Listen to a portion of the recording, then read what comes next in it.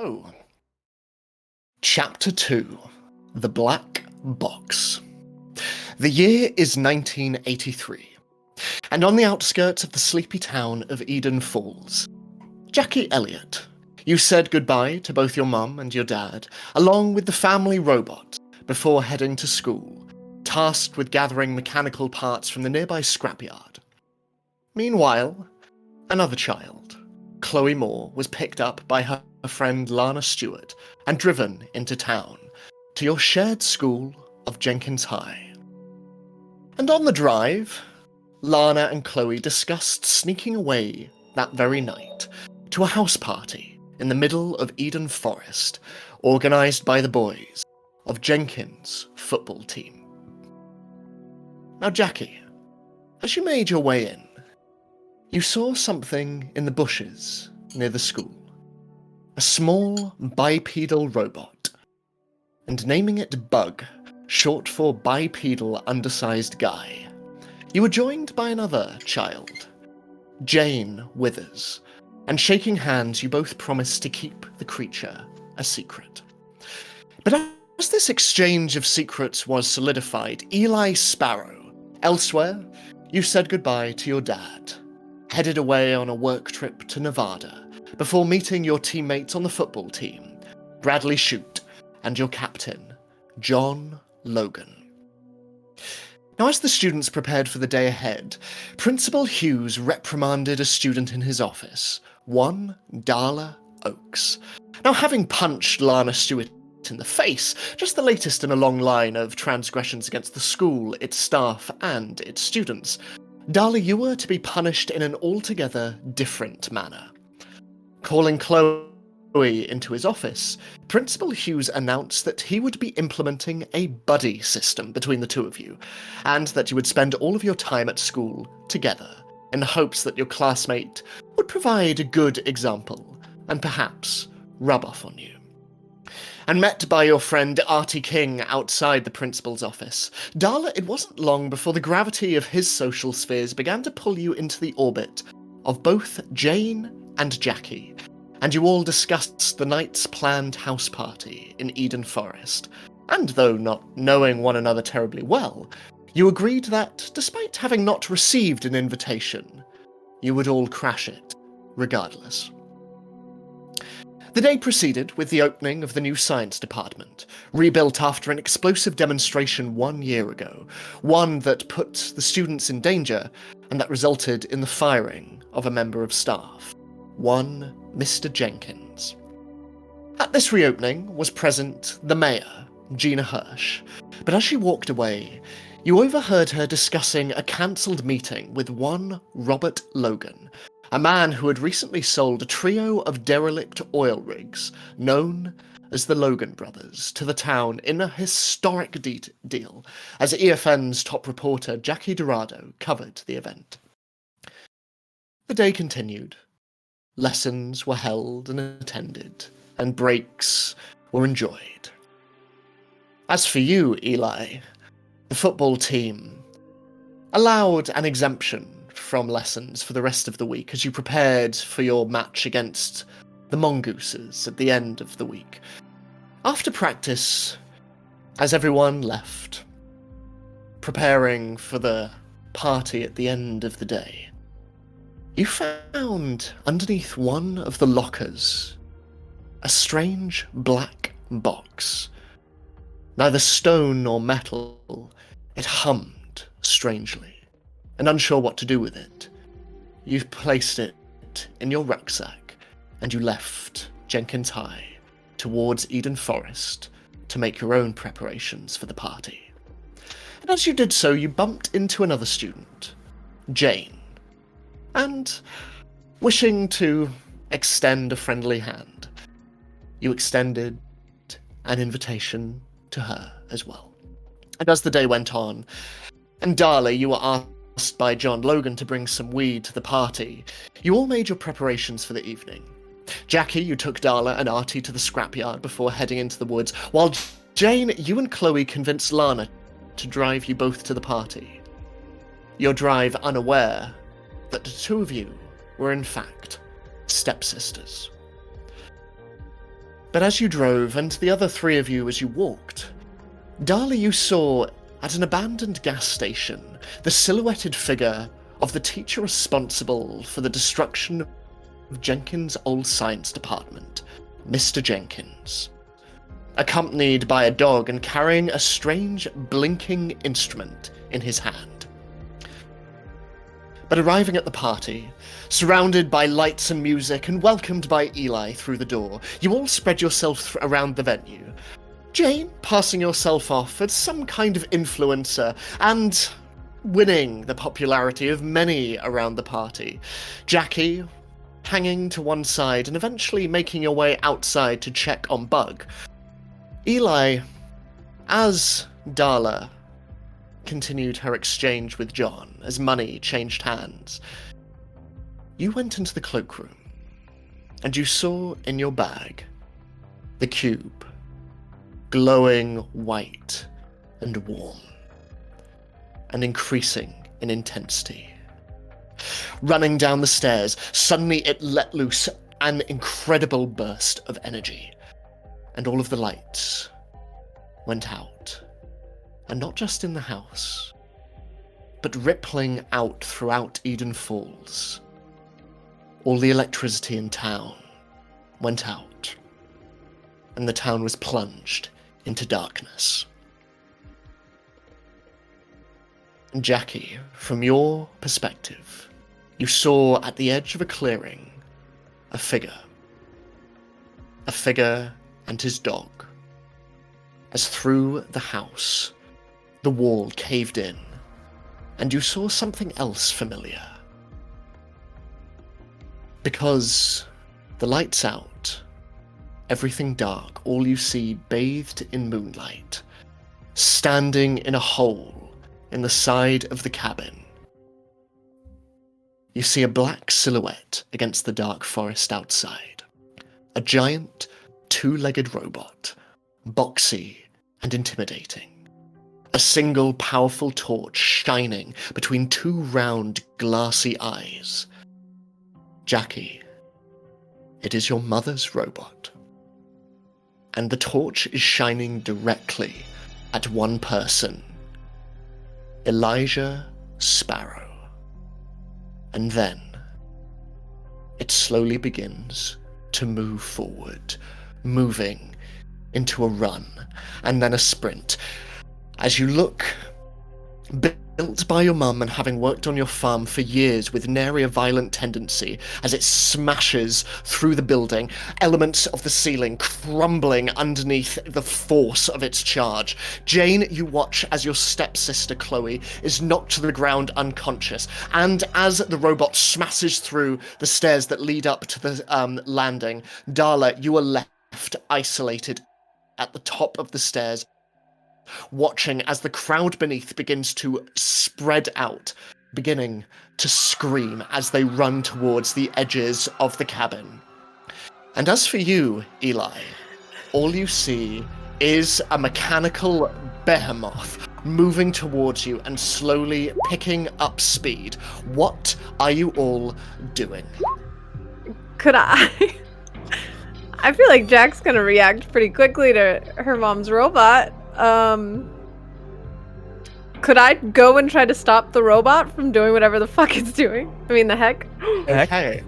What is everyone else doing? Eli, this robot is charging towards you. Jane, you see Chloe crumple to the floor as she is knocked to one side. And Darla, you simply see the robot charging towards Eli Sparrow. So, Jackie, you are going to try and stop the robot. The rest of you, what are you doing? Eli's trying to stand up, but keeps slipping in the Jane puke that's all over me, and I bonked my head, so I'm a little, I don't know what's going on, help! I'm going to be going up to Chloe and shaking her as hard as I can, saying, "Wake up, wake up!" And Darla, what are you doing? I don't know if there's anything she can do. What do the stairs look like? What is her situation? They are... Or should she go actually... I mean... Wait.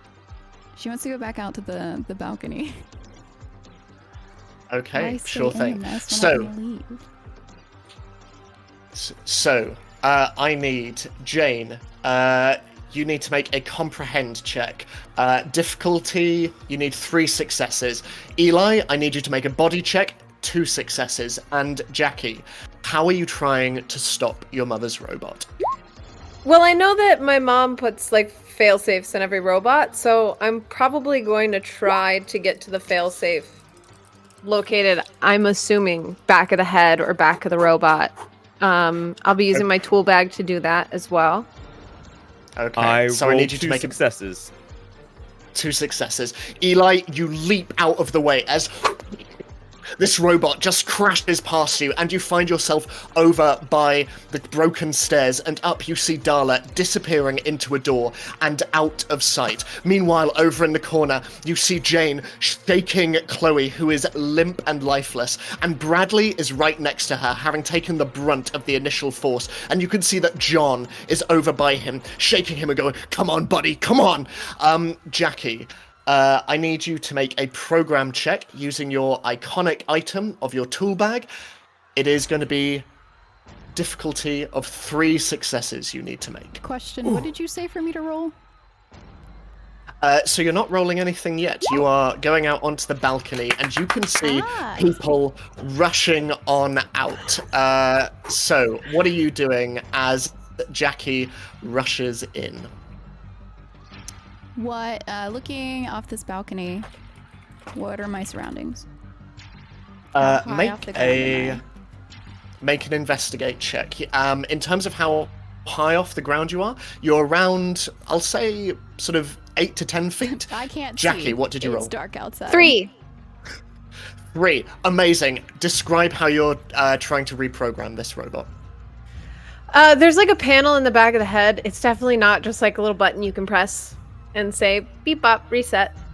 So she's probably climbing up the robot, just a little lady, and unscrewing the panel while it's moving around. She's kind of like straddling it and holding on like a horse, or like she's piggyback riding it. And she's gonna try her fastest to get in there, and she has to use like a little pin. It's like resetting any electronic where you have to put a little tiny pin in and hit a button. And Okay. she's hoping it'll reset it. So as this tiny figure leaps onto the back of this large robot and just breaks aside a panel, Eli, you watch as this creature continues to as moving around, and you can see that from its front, 2 little flaps just open up, and these tiny little mandible-like arms sprout out from the main body. Jackie, you have seen these before. They are mainly used for manual labor, but you can see that as it turns, even as your legs flail and you hang off the back of it, it is turning to face Eli, and it is bending down, its small arms just moving towards your bag, Eli. And Jackie, as you flail on the back of this creature, you manage to see through the back, as you are looking through towards its central processing unit, there is a blinking light. Now, usually this light is blue in color, blinking softly, maybe once every second. It appears to have changed. It is no longer blue, but it is a blinking crimson light. And I would say from your programming check, you can see that the central processing unit has been entirely wiped. It is completely rewritten, and the only solution is a manual shutdown and reset. Jane, while this is happening and Jackie is just hanging off the back of it, what are you doing? Chloe is not waking up. I think I would try to help Jackie in some way. Okay, how are you doing that? Motivation. So make an empathize check for me. Sweet.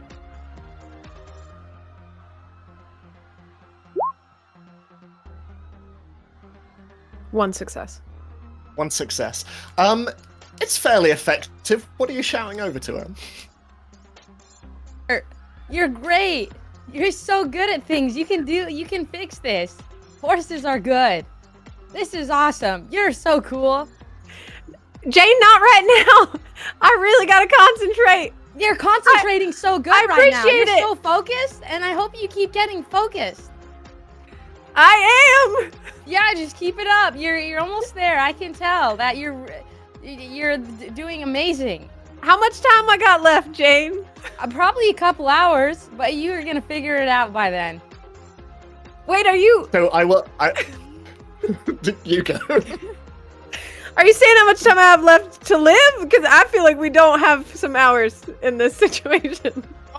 Oh, okay. I didn't know if this was like a life or danger thing, but you're doing so good. Do you need a screwdriver or something? I got it all. Okay, well, keep it up. Okay, with that exchange, I will say the next roll you make, Mika, you can add an additional dice to it. But Eli, as Jackie is holding onto the back, and you just hear Jane shouting out, you can see that John is picking Bradley up by the shoulder, and not even looking at anyone else, is slowly beginning to make his way out of the hole in the side of the building. Darla, from where you are looking out, you can see that people are rushing out and moving towards their cars and desperately trying to start them. None of them are working. But as you stand there, you start to feel the balcony you are on begin to ease a little bit, off in one direction, as you hear a from down below. And Eli, as the robot moves towards you, one of the standing walls begins to smash under the weight of the robot and begins to cave in. I need both you and Darla to make move checks for me. Okay. Move. That's Okay. doable. Yeah. Come on. Let's go. 1 success. One success. Good rolls. One Seamers. success. So, Eli, once again, you just move over to one side, dodging one of the robot's tiny arms as it just moves down towards you. It is very much like a T-Rex arm. It is having to bring its entire body down towards you. And as it leans down, Jackie, you find that you are actually able to crouch on top of the machine. I'm going to ask you to make another program check for me, this time with only 2 successes given your I've got a previous question. attempt. Yes. How long would you say a reset would take? I would say, given your previous roll, probably around 3 to 5 minutes, depending on how quick you are. And so if I decided, instead of resetting, to cut some wires to just, like... That would be a very efficient and potentially more permanent solution, yeah.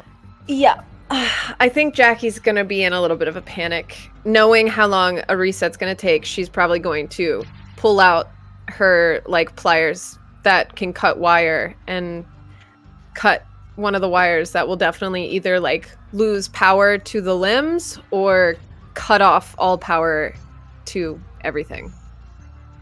Okay, make a tinker check for me. 1 success, and you manage to disable half of its limbs. 2 successes, all of them. Meanwhile, upstairs, Darla, as you manage to steady yourself on the balcony, you watch as a piece of the building begins to fall down. And you can see that downstairs, a couple of people are falling onto the grass. And you see an individual, another student, who you've seen a couple of times, turn back around. He's wearing an oversized colourful hoodie and has a twist-top fade haircut, and as he looks round towards the individuals on the ground, you see him just double back and start to pull them out of the way. But if they don't move quickly, this bit of the wall is going to fall down on both of them. What are you doing? You give me the scenario as if I can help from up here.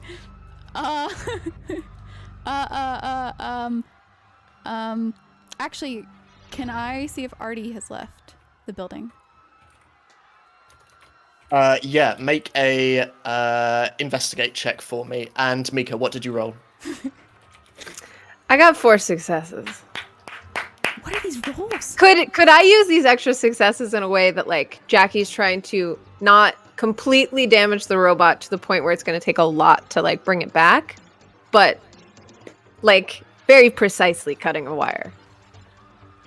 I would say absolutely with that. As you reach down, and it is like being on a bronco, as you just move backwards and forwards, and as you just reach your hand in, it cuts you a little bit, some of the edge metals, and you shrug it off. You have been grazed before, you have the plasters to prove it, and as you bring your pliers down, and you see that the building, one side of it is just beginning to collapse, you make purchase with a single blue wire, and you snip.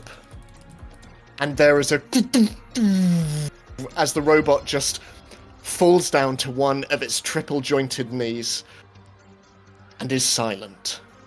Meanwhile, upstairs, Darla, what did you roll for investigate? I had a 1. Thanks, you're so nice. 1. Okay, so you can see that Artie is looking around. He is outside the building, and he is frantically looking around for anyone nearby and seeing if you are around, if Jackie or Jane or anyone is nearby. I'm assuming it's pretty loud right now with people screaming and yelling, so she's not even going to bother. However, and it would make her utilize her iconic item. She wants to take off her chain belt, and is there something that she could like rope it around to try to get to the ground? Swing off. Yeah, this. I mean, I will say from the balcony, they look fairly unsteady, but there is definitely wooden railing around this that you could absolutely use to your advantage. Unsteady. Okay. So if how you do I want use to the make iconic a... How do you use So the it just iconic adds item? another... Oh, sorry, Ed, your delay is so bad. I keep talking Oh over no, you. okay, hang on. Let me try a thing.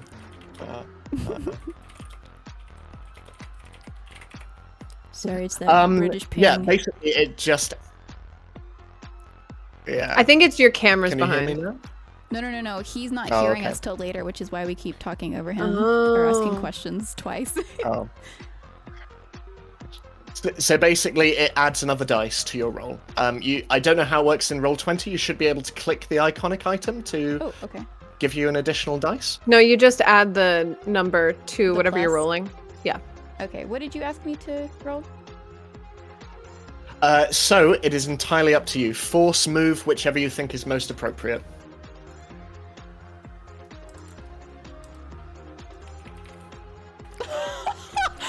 That was 5! That was a +5! And Amazing. I got a 0. How is it a +5? It says only +2 I there. had 3 to my force and then +2 to my iconic item. Oh, You took all of the rolls, me. So, that's how I felt last week.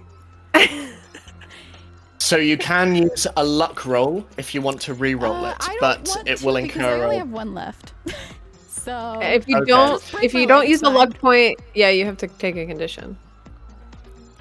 Okay, so you fall down and you are going to take the injured condition, which is a -1, as you just hit the ground and you feel the wind in your lungs just leave your body. And you are okay as the world begins to swim around you. What are you doing?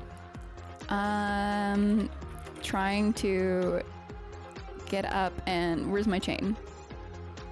It's right next to you, just a Cool. short reach. She would just away. grab it and wrap it back around and try to work her way through the crowd to Artie. You can see that Artie immediately just manages to lock eyes with you through the crowd, and he runs towards you and, oh my god, Darla, are you Yeah. I'm okay? fine. Are you? And he sort of looks, and you can now feel that there is a little bit of wetness above your eyebrow, and he immediately just reaches up and just starts wiping it. And hey, oh, where are the others? Where is everyone? I don't. Everyone's out here. It looks like. Who's everyone to you? Where's Jackie and Jane? I can't see either of them. I don't know. Do you want me to help you find them? Yeah, okay. Hey. And he immediately just starts moving towards the house. And you can see that as the building begins, individuals out of the way and just look across at you and Artie and just give a bit of a nod before just bringing people up to their feet and pushing them in the direction of the outer clearing. She would continue to wherever people are filtering out of to try to shuffle in. You can see that inside, slowly falling to its knees, the large robot that attacked just... and stood on top of it, Jackie. Eli lying in front of it. Chloe off to one side next to Jane, who seems to still be shaking Chloe, who is very prone and very unconscious.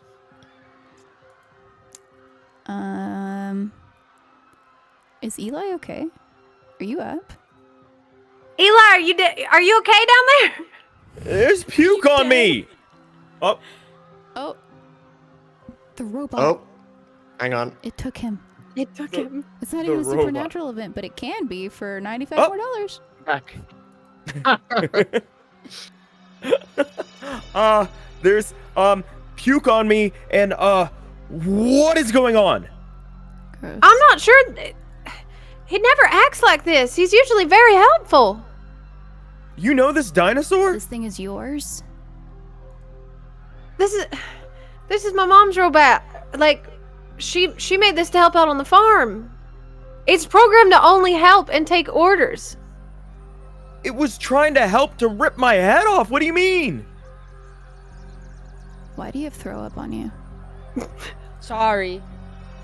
Oh, She looks down at you. Jane's been drinking.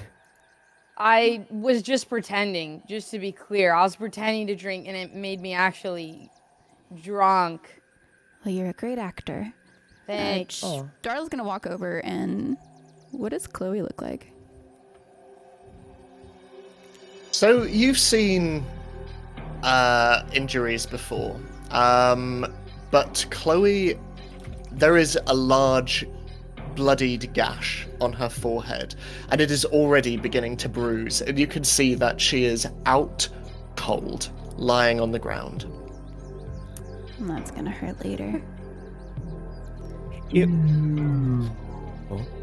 As you say this, suddenly, all of the lights in the house turn back on, as multicolored bulbs fill the property once more, and off in the distance, in the other room, you hear music begin to play again, as though nothing happened.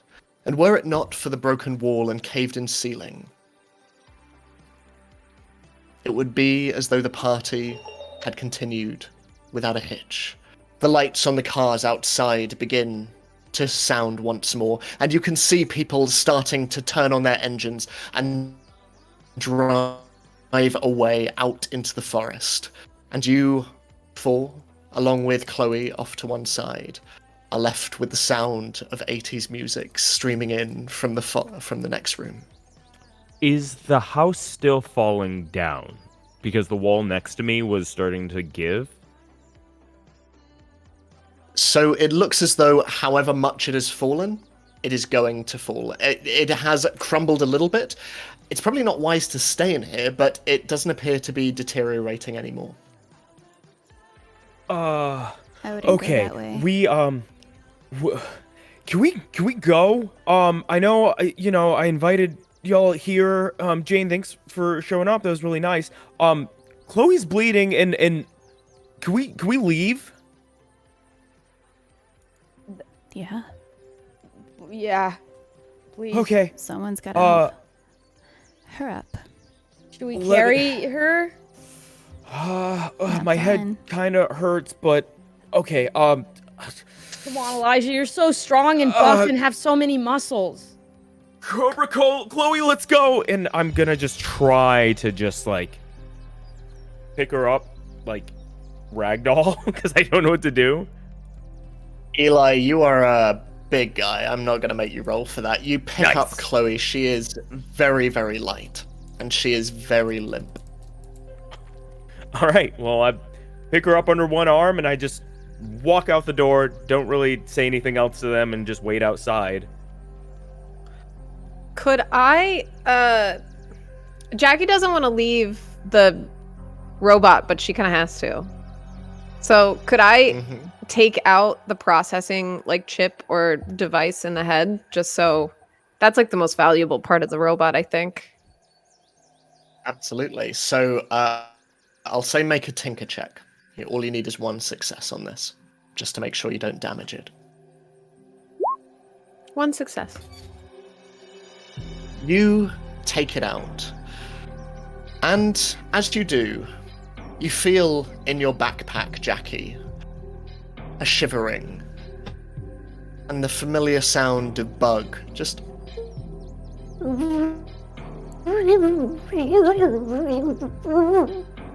I know, little guy.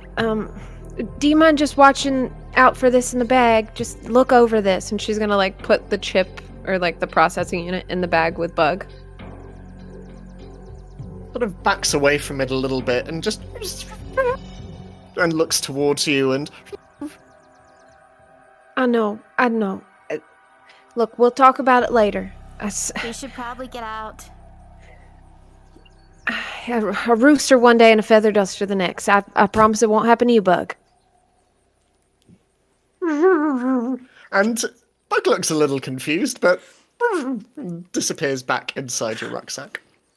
There they go with the puns again. And Jackie's gonna like climb down off the robot and join the group. You step out of the cabin. Multicolored lights still streaming out and casting long columns of color along the grass and out into the clearing. Most of the cars have gone. Where are you going? I'm assuming I drove here. Would that be... So you would have got a lift with John. That's right. So I don't have a car here. Is there anybody around with a car? We can always Make an hotwire investigate one. check. True. Sorry, wait, what'd you say, Ed? An investigate check. Man, sure sucks that nobody's here. You Someone look else better around roll. and I got a success. you look around and you look around and you see no cars immediately, Darla. Mainly because as you look around, you feel a hand just reach over and dab your forehead, and sort of turning around, you see Artie just, oh, sorry, I just, it looks kind of bad. It's fine. And okay, how's everyone else doing? And Jackie, looking over, you see no cars. However, you do see through the trees a light moving backwards and forwards, almost like a torch. Who goes there? Darla looks in that direction now. You see a figure walking through the trees towards you, dark and silhouetted, torch in one hand, and in the other, Darla, you see a familiar object. It looks almost like a metal detector. It is blinking blue and intermittently red, blue, red, blue, red, is red, that blue, Jenkins? red, red, red, blue, red, red, red. And as the figure Or how far away walks is the figure? forward, around 30 feet, I would say. That's close enough to run to. She wants to try to run at it and tackle whoever this is. Oh God. So you're trying to tackle them to the ground? Absolutely. Make a force check for me. Why are you staring so creepily? I don't know, before I fall and bonk my head again. Oh, 2 success. Baby. You not only knock them to the ground, but you see as the device in their hand flies to one side, falling across the ground. And as you pin them down, it is a figure that you do not recognize, Darla. None of you do. Apart from you, Jackie. Your father lies on the ground, crossbow over his shoulder, and he's just like, whoa, hey. Jackie's gonna run up and push Darla off her dad. What are you doing? That's my paw, Wait, Darla. Why is he standing there all creepily? Why are what we are you all standing doing here? out so late? Dad, what are you doing out here? Well, I told you I was gonna be out hunting tonight, getting game. But Why it's you after out? dark, Dad. I know. I had a buddy following me, but We were just. what happened? And he looks. Sorry, you go. No, you go. She's flustered. He and your dad is very slow as he looks in the direction of the cabin, stood in the middle of the clearing, half collapsed. And as he looks around and he sees all the tire marks skidded through the ground and the grass, he looks back towards all of you and he sees the unconscious girl in your arms, Eli. Jesus Christ. What happened? I'll explain later. We got to get her some help. We were at a party, Dad, and a lot happened. I think there's something going on with the tech around here, but Evidently your robot she got knocked out. is the problem. Do you have a car? All right, Can we please? It's I don't, but I know my way through these woods. Come on, let's go. And he picks himself up and looking at you, Darla, and giving you kind of a once-over, good tackle, kid, and just begins to walk off into the woods. Jackie's and gonna leading support the way. him. She's much shorter than him, but she's gonna like put her arm around his waist and help her dad through the forest. As you move through the forest, is there anything that any of you are doing, any discussions that you are having? I'm probably catching my dad up on what happened at the house. So, you're saying it was your mom's robot broke in? Yeah, Dad, and the weirdest thing, like, I opened up the panel to reset it, and you know the indicator light that's on the back of the like, it's usually blue, but it was blinking red. And I don't even think that we programmed it to ever have that color for any of its like abilities. Like, so it was about to crush Eli and it had already knocked out Chloe, so I went ahead and I cut it and I took the circuit board out and I have the processor with me in my bag, but like I had to leave the whole robot behind and I don't know what would have caused that.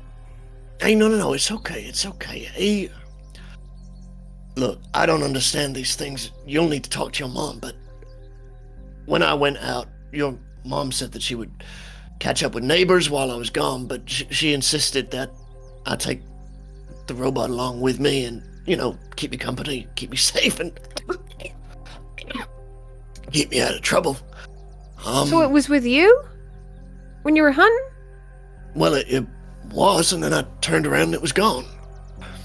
I was following its tracks through the woods, and eventually I saw some light and I heard music, and then everything went dark. I made my way towards the commotion, see if I could get a better look at what was going on. I saw this thing, and he sort of picks up the pole the blinking metal detector, which now that it is in your presence appears to be blinking only red and very, very, very fast. No, I can't make heads or tails of this, but we're just on the edge of the clearing near where you all were.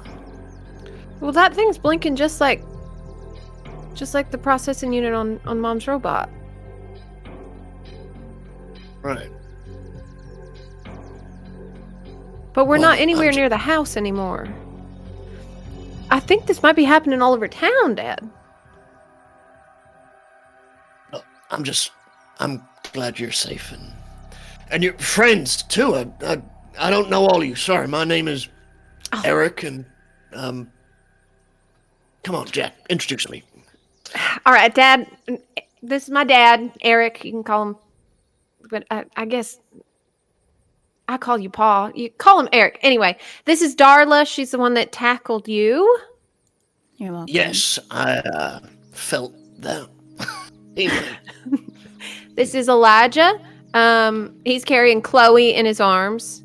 How you doing, sir? He's very strong. Here's And then this is Jane. Strong Hello, handshake. Mr. Jackie. Hello, Miss Jane. It's good to meet all of you. Right, just a bit through here. And as you move through, you see off in the distance a farmhouse. And next to it, a paddock, and next to that, too, a workshop. And it is all very quiet, and as you step on out, you see Eden Falls. Street lamps, lights, windows and houses in the distance, blinking radio towers. And as you approach the house, Eric turns to you all. Yeah, not even 20 minutes ago, all of this was dark, pitch black. Anyway, come on, let's get your friend patched up. I know a little bit of basic medicine, but I don't know. Probably gonna have to get her somewhere a little more permanent. Do you all know where she lives? No. That's a little creepy. Wait, where who lives? Where Chloe lives. I might know. Just take her to my Okay. house. Okay, you think your parents will be able to look after her? She lives with me. That's your stepsister? Yeah, but just don't tell her that you know No that. way. Please. She's. I won't we're tell just. anybody. It's just like one of Does those she things, know? you know. Wait, does she know she's your stepsister? Why aren't we telling her? Yes, of course. But like, I came with her this party with her as an associate. Wink, you know. Right. Just pretend you don't know whenever you see her next. Okay, just don't bring it up because I don't know if she's embarrassed about me or if I'm embarrassed about her, but it's just like a code. Right. Yeah, sure. I feel very lucky that I was an only child because this My seems mom really married complicated. her dad. Okay, it's making more sense now. Got it. Yeah. Elijah's just covering Chloe's ears, like she could hear. Just, Chloe's Okay, hair is we won't just tell. swinging with each step that you make. She is out of it. She's not hearing a goddamn thing. Could be really well rested. So you approach the farmhouse, and Eric opens the door, and you are let inside. And you can see that sat in a sofa, your mum, Jackie, just immediately stands and moving over to Eric like, oh my god, where were you? I was worried. Jackie? Jackie? And she moves over to you and just brings you in for a bear hug. And don't you ever stay out this late again. You understand me? Jack, I'm so glad you're okay. Who are your friends? Oh gosh. All right. Introductions again. Everyone, this is my mom. Mom, this is Darla. Darla, don't tackle my mom, please. And then this is Jane. And Jane's Jane is not related to anyone in the group. That's Chloe in Eli's arms. Right. Right, it is almost midnight. I am making you all a tea, and bring that girl over here. Come on, come on. And she sort of helps take Chloe from you, Eli, and just lays her down on a nearby sofa where she rests. And now, what in God's green earth happened? Why is there an unconscious girl on our sofa? And why are you all out so late? It is almost midnight, and there was this blackout, and I've been worried sick about you, Jackie. I'm sorry, Mom. I got caught up with the friends, and I do need to show you this, I think. It's related to the blackout, and she's gonna pull out the processing chip from the big robot. Wait, this is Evo's. I'd recognize this anyway. What are you doing with? He went haywire as all get out, Mom. He almost destroyed a house that we were at. And he knocked Chloe unconscious, and he almost knocked Eli unconscious. And his processing chip was blinking red. It wasn't blue. And I couldn't shut him down fast enough, so I had to cut it out of him. My God, And she reaches across to you, Eli, and places quite a rough hand on yours. And she reaches out to the other two of you as well. And I'm so sorry. Are you okay? I mean, the dinosaur wanted to get me, and I don't know what I did to it. But I'm covered in throw up. It's not mine. And my friend was Can I use your bathroom? Yeah, no, of course. Just round the corner. Okay, I'm gonna go disappear for a bit. Eric, go get the first aid kit. And Eric just nods and moves towards the kitchen. And she turns towards you, Jane, Darla, and Artie. And now, can I get the three of you anything? Tea? Or we've got some soda in the fridge if you want that. Jackie, do you want anything?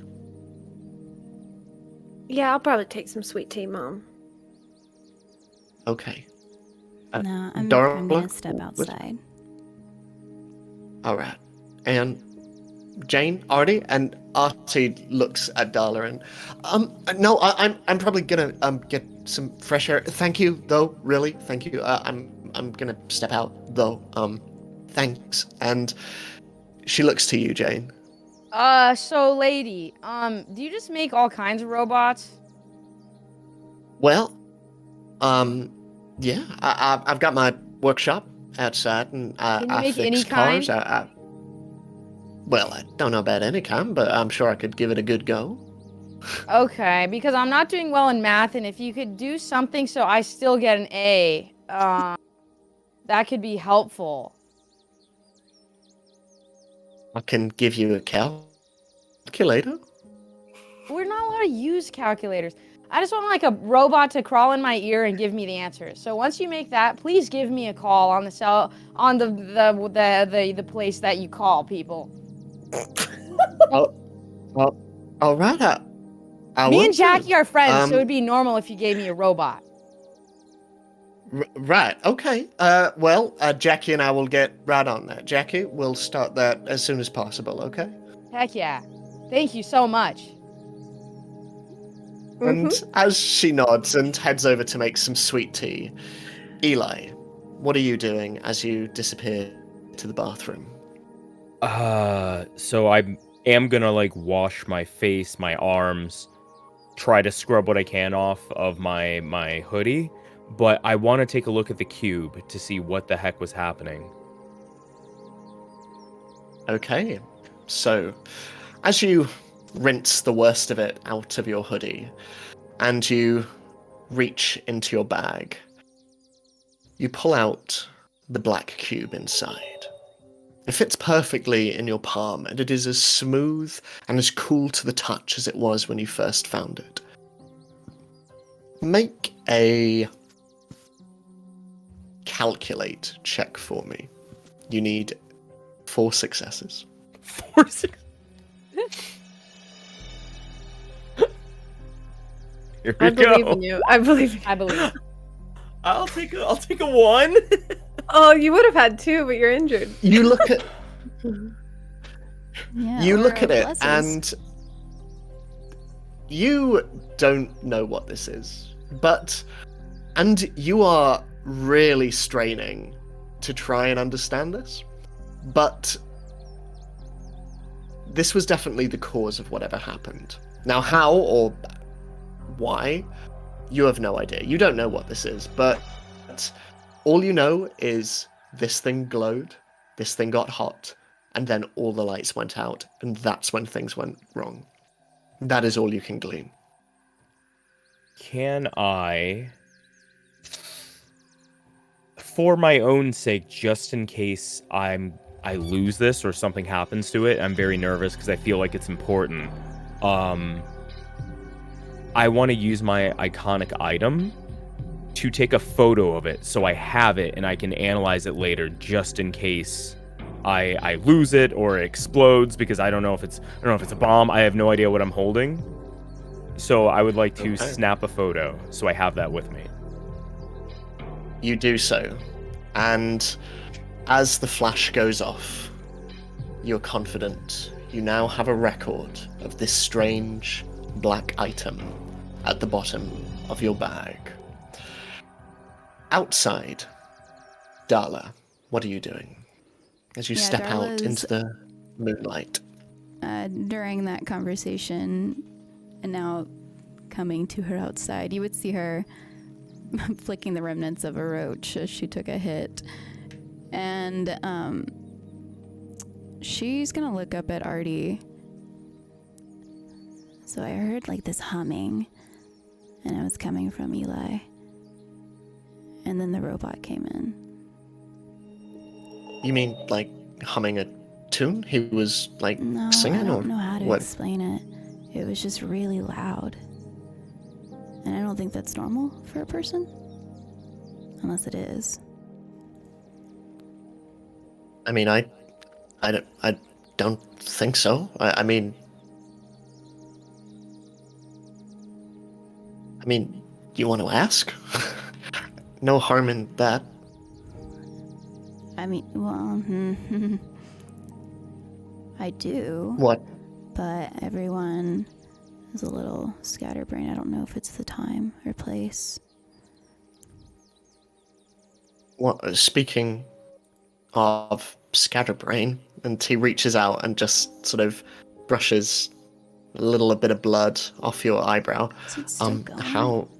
Yeah, no, a little bit. It's mostly Are you how are okay? you? No. Yeah, no, are I'm you okay? I'm fine. fine. Yeah, No, no, I'm yeah, fine. no, you got Artie, yeah, no. She like playfully punches him. Ow, ow. No, really. Are you okay? Yeah, no, I'm good. It was just, it was intense. And I'm glad everyone. I mean, not Chloe, obviously, but I'm glad everyone's okay. Was she the only one hit? Is anybody else I saw hit? Brad go. Brad went down like a sack of bricks. Well, good but thing he's built I like don't a know. sack of bricks. He's probably fine. Yeah. But no, everyone else seemed okay. There was another guy. I think TJ from the track team. He was pulling people out, and yeah, no, I think everyone's okay. It's Okay. weird though. I'm just glad you're okay. Hey, before we go in, I just want to say, I think it's really cool, that you made a couple of extra friends today. That was, Lou's well, turn. not friends, but cohorts in crime, I guess. We'll see if I can convince him first. After you. Thanks, Artie. And she just walks by. So, Jackie, you see as in front of you, tea begins to steam, and Darla and Artie come back in, and from around the corner you see Eli come in with a very dark stain on the front of his top, and you can see that Eric off to one side is just softly sort of tending to Chloe as your mum, Di, just sits down on the other side of the table, and she sort of, we got a truck, outside, so Eric was saying that, Jane, you and Chloe, you live together, right? We can take her there. Yeah, she sometimes is there at my house every day. Okay. And what about the rest of y'all? You have someplace to go tonight? Yeah, Y'all could yeah. stay here, right? They could stay here, right, Mom? Well, I mean, I imagine your parents will be mighty worried about you. I mean, obviously you can stay. It is late, but we can offer lifts to anyone. But that Chloe girl, she needs more help than we can provide. I appreciate the offer, but I do have to get back because my sister's home right now, and I don't know if my mom has to go to work in the morning, and I just want to make sure she's okay. So if I could get a lift, that'd be great. If not, I could run it. No, Eli, you don't even need to ask. You're here. You are our guest. We will treat you as such. Don't you worry. And Jane, we can take you with Chloe. That's absolutely fine. Darla, Artie, what do y'all do? I'm fine. No, it's fine. We can offer you a lift, honey. It's fine. I insist. I will walk. All right. Well, at least take a torch. And she reaches behind her and brings what is a much more intricate torch Are you really than you have giving ever Darla seen. a torch right now? Yeah. Okay. She happily takes it. And you can see that it is quite bulky. It has a number of different wires attached to it, and she just says it has a number of different brightnesses. I've been testing it out, but you feel free to keep a hold of it, or you can give it back to Jackie whenever you next see each other in school, okay? Yeah. Okay. Well, Eric stands and, yeah, no, it's fine. I'll go get the truck ready. All right, Jane, I'll see you out there. Eli, you too, and Darla, Artie, lovely to meet you. And with that, he heads on out, and similarly, Di also moves over to the sofa, and she picks up Chloe and leaves, leaving the rest of you around the table as you hear the sound of the truck being started outside. Well, this was fun. See y'all tomorrow. Okay, do you want to have lunch together tomorrow? I don't know. I'll feel it out. Cool, so that's like a maybe leaning towards yes. I think that's a medium. Okay. Did Cool. I get that right? Is that how you use the word? Yeah. Cool. All right. Cool. Artie and I are gonna head out and walk. Well, I'm really glad you're all okay. It was really nice to get to know you a little bit, Eli. You're pretty cool. I'm just silent and trying to figure out what the heck was happening. As Darla and Artie step out, Jackie, you notice that where your dad left the strange metal detector-like device, it is still blinking red. Even as Darla and Artie leave, it is blinking. Again and again and again. And you see that as Eli moves closer to it and further away, the frequency seems to change. The closer, the quicker. The further away, the slower. But always Could I- red. Could I pick it up and start testing this out a little bit? You do, and it is clear as day.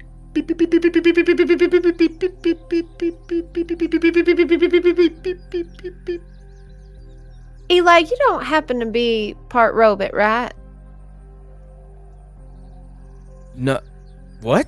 Huh? Well, this thing seems to be reacting to you specifically. Like, it's blinking a lot when I get close to you, but then it stops when I get away from you. Oh, that thing. Oh, so what that? I've seen those before. It's a muscle mass detector. It just knows that I'm big and strong, and it's totally real and true. Well, I feel like it would have been beeping near my mom then. She's got muscles. But it wasn't. It only responds when you're above 6 foot. We have these in the locker room. My mom is above 6 feet. Were you not standing next to her? I didn't get my height from her. I hit my head, remember? I'm just trying. Are you basically saying that this is a stud finder, Eli? I mean, if you insist, I didn't say it. You know? Can I roll to see if I believe him? Absolutely. Make Can I counter roll to lie? Yeah, I will say make opposing empathize checks. This is great. Okay. Also, you just made a stud finder. And I have a First bless. time. I'm going to use my bless on this. Oh! Oh, I got 3 successes. Yeah, he is sweating. He is lying. It's a stud finder, I promise. And you see that as he says this, he is sort of shouldering his backpack a little more than usual. Eli, I really don't want to... I don't like being like this. It makes me nervous as I'll get out. Would you mind letting me just like see your bag really? I'm not gonna go through it. I just want to see. It seems like this is reacting to something you have. Oh, okay. Jack attack.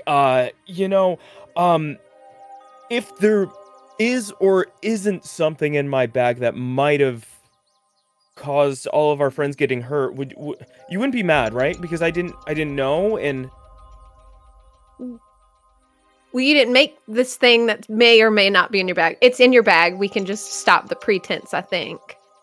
okay. Well, you're so okay. You are way smarter than me, and I know that. I'm scared, and I might have did a bad thing by bringing this along, but I just grab it out of my backpack. Do you know what this? It's cold, and it was like blinking, and I don't. Can I like take it from Eli and like put it on the table? And then I want to run the detector over it and see that it's what is causing all of this. It goes from blinking to essentially being a solid red light, so fast is the frequency. And Jane sat in this triangle, you see this as well.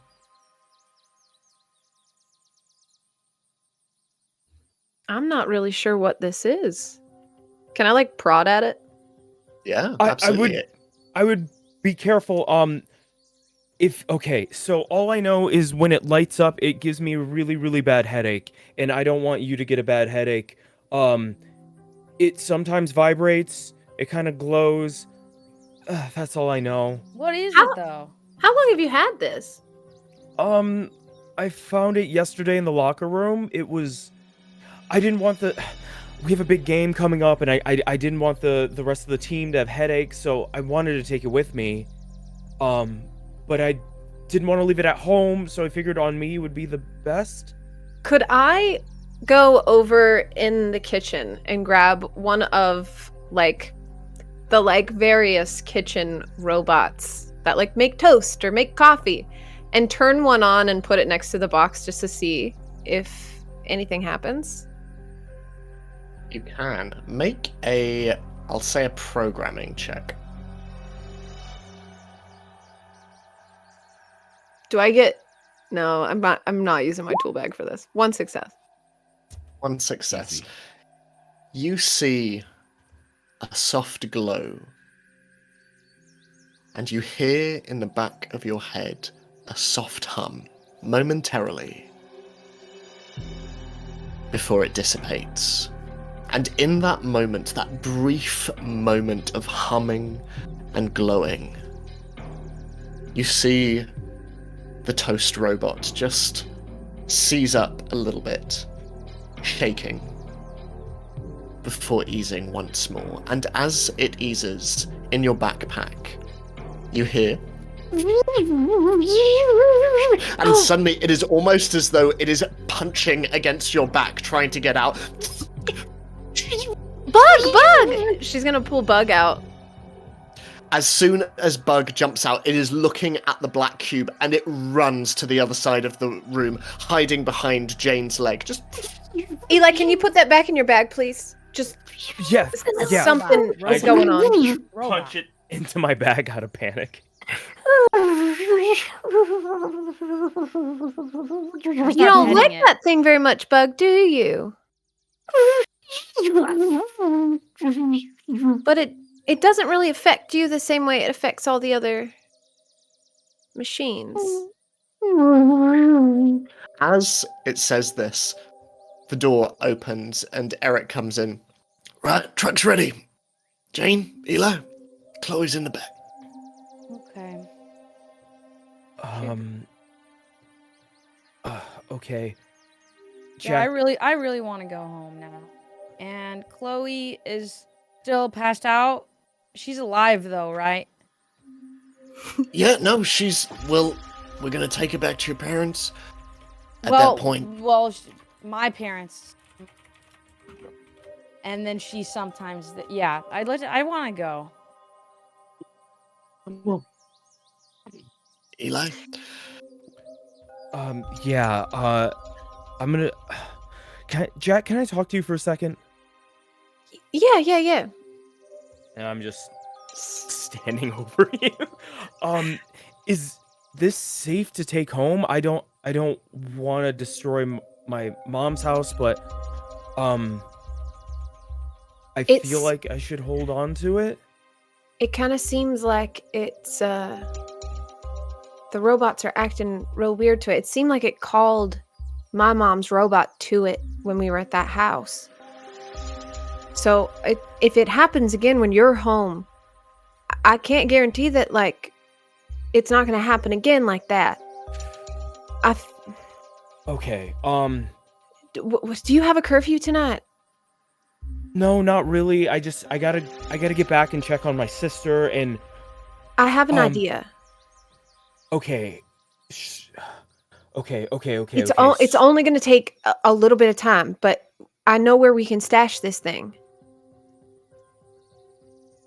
Do you trust where it is? I don't want someone else to find this and someone to get hurt.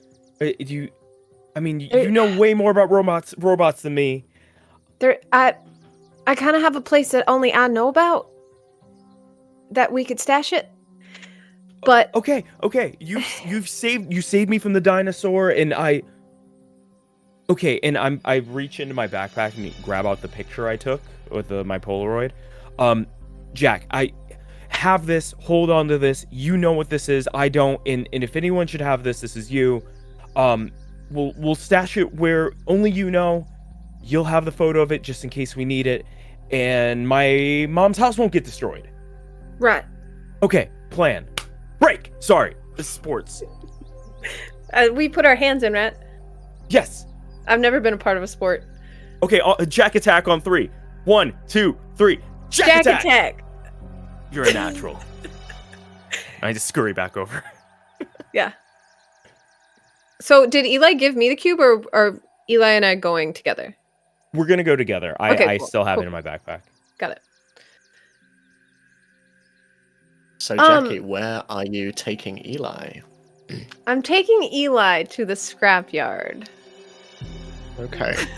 So, it is quite a walk away. So, as you both leave the the building, and you see Jane is inside the truck, and you can see that Chloe is propped up, seat-belted in one of the seats.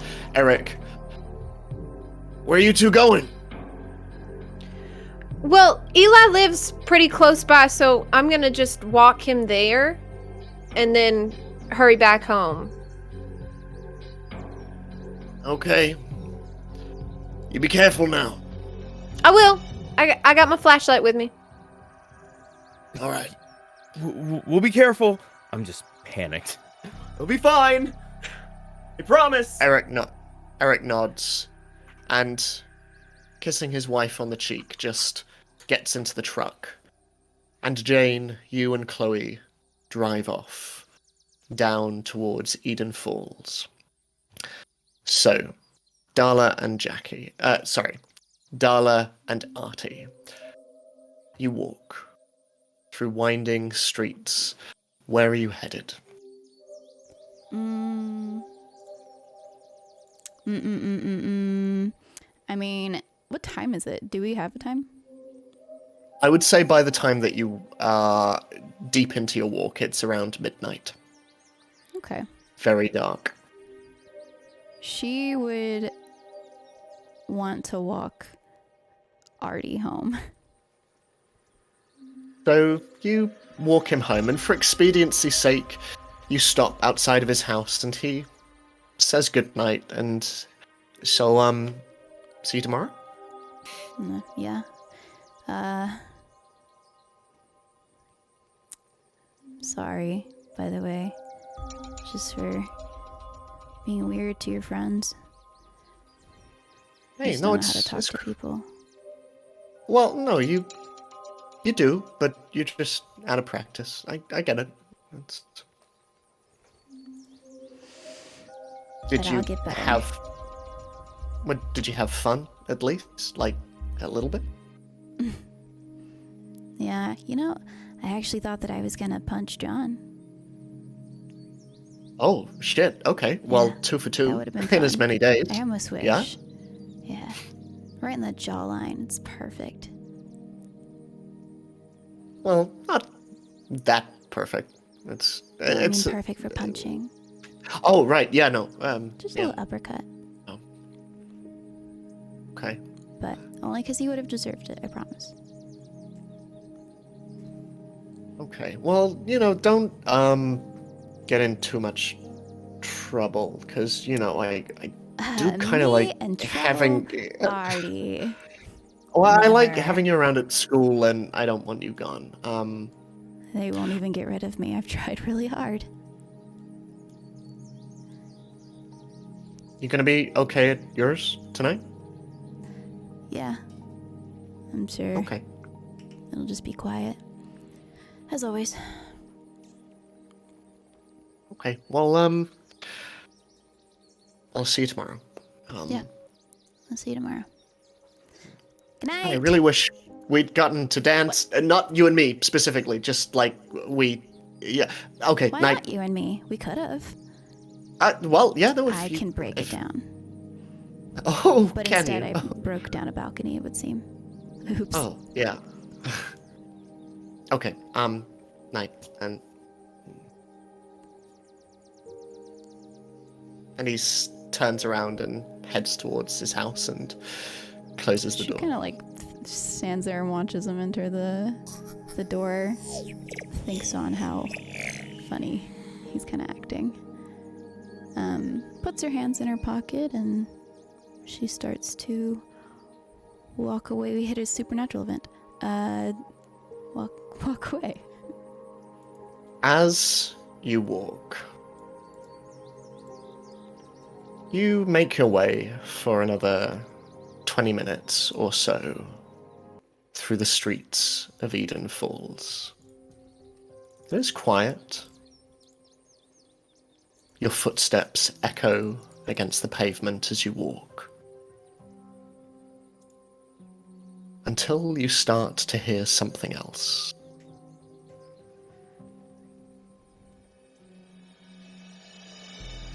Distantly behind you, and the soft pad of paws And looking over your shoulder, you see, short distance away in the shadows, occasionally illuminated by street lamps, a German shepherd walking after you. No. Is that that? And she's gonna start going toward it. As you do, you hear a voice behind you. Late to be walking out at night, wouldn't you say? She turns around. And you see the flat-capped and wiry beard of Mr. Jenkins standing above you. Why He is are you out even here? more skeletal in person than at a distance. Is that from the science lab? How you look? You been out partying? Why does it matter? You don't know me. Don't I? You kids, all the same.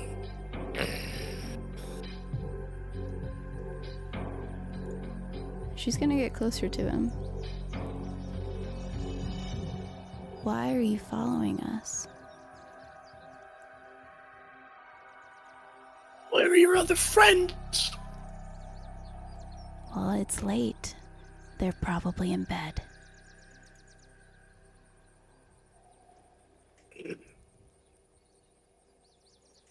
Seen anything strange tonight? Can she tell that he already knows this answer? Make comprehend or empathize. It's up to you.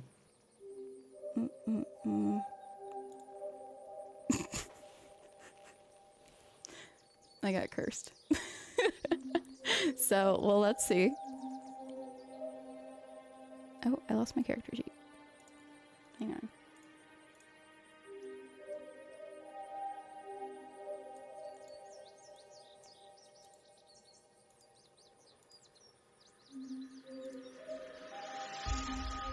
Okay.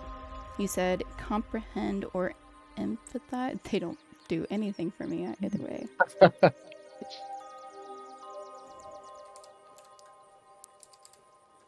Oh, and I'm injured. Yep.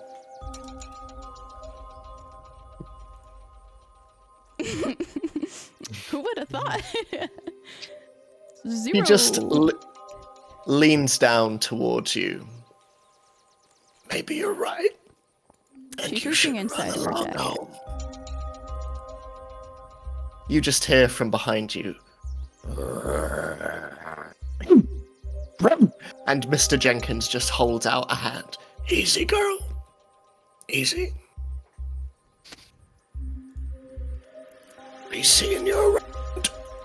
And he moves off towards his dog. And they begin to walk off into the night. Which direction do they go?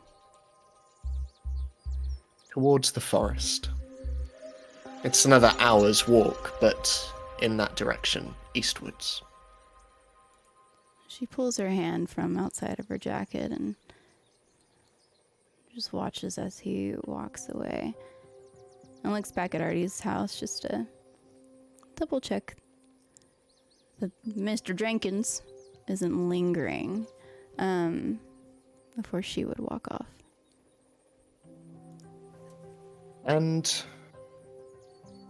as this is happening, Jane, you are driven back to yours. And you're met with your mum, who opens the door and sort of seeing Chloe immediately just, oh my god, sweetie, Jeff, and Jeff comes around the corner. Oh my god. And they immediately scoop from, come on, let's take her to the hospital. You should call her mum. Call Shelley. No, she's fine. She's just taking a really deep nap. And your mum just leans down and is stroking your hair and, oh my god, Jane, are you okay? Are you all right? Yeah, I only pretended. And she's fine. She just a little bit, like, no. Yeah, were you over at Lana's? I'm confused. Where's Lana? We were at a party that was age appropriate. What, Lana was hosting a party at hers? Well, yeah, and we had like the nap time part, and Chloe was really invested in participating, and she's just even acting right now. So if you could just let us go to bed, and we'll blow this whole thing over, and we'll wake up tomorrow. That would be cool. Make a hi, Jeff. charm check for me. As Jeff is putting his jacket on, and he just, hi, Jane. I think I did it. How many successes did you get? It's empty. Maybe 0. No successes. No success? As your mum just looks between you, and Jeff is just taking Chloe outside, and Charlotte goes, "Okay, we'll talk about this in the morning." Jeff, do you need me to come with? And Jeff, "No, don't worry, honey, I'm fine." And he moves off towards the car, and you can see Charlotte just immediately turn and, "Okay, I'll call Shelley. Jane, come in now." And she closes the door behind you, and you can see Abuelito just off in the other room, sat in front of this TV. He turns in your direction and gives you a wave. Hola, Abuelito. Hola, it's good to see you in the house. Yeah. And your mum just like is looking you over, and she's like, Well, what? Do you Well, want to sleep Do you want to sleep inside tonight, Jane? Depends where. Take Chloe's room. Come on. Well, no, hers smells kind of weird. She has all this perfume crap she sprays everywhere. And it just makes my head hurt. I'll go back outside into my shack. There's a centipede I saw the other day. I want to see if he's still there. If you want, you can sleep in my room. I don't mind. No, yours smells worse like old people's skin. I'm gonna go to my shack. I kind of like it there. Good night. And Charlotte is about to say something, and Abuelito goes, "No, it's fine. I do shed." And he starts to turn up the volume again. And Charlotte just looks at you, Jane, and...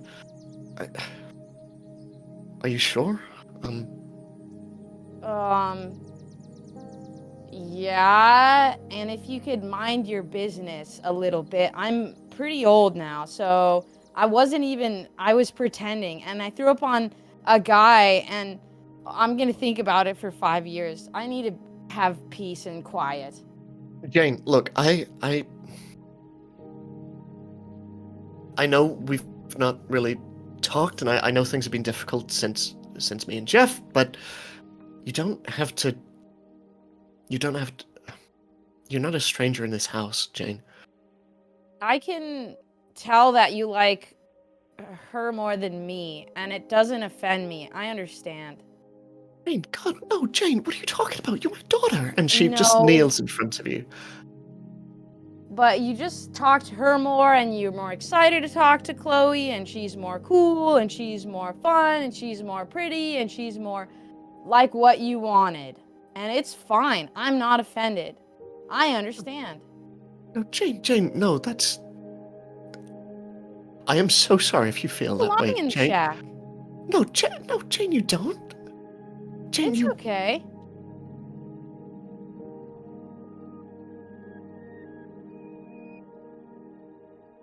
Jane, I want to fix this. Whatever this is, I want to fix this. How can I fix this? Tell me how I can fix this. Jane, please. Well, you know, I hear things. Like, I hear you talking to Chloe, and you say, like, you're just so perfect. You're just so this. And you never say anything to me. You don't even look at my drawings. And I asked you, oh, did you like my picture of a giraffe? And you said yes. I didn't even draw a giraffe. It was a car. And that's how I know you didn't even look at it. Jane, you're never in the house. Jane, you don't let me talk to you. How can I tell you all the things I feel about you? How perfect I think you are. How smart and how brilliant and how perfect and beautiful I think you are. I can't do that if you're not here. Jane. I just want to go to bed. I don't want to think about feelings anymore. I still love you. I don't need to be like you're like it's we're acquaintances. I learned that word. Jane, I am your mother. I am not an acquaintance. I am your mother.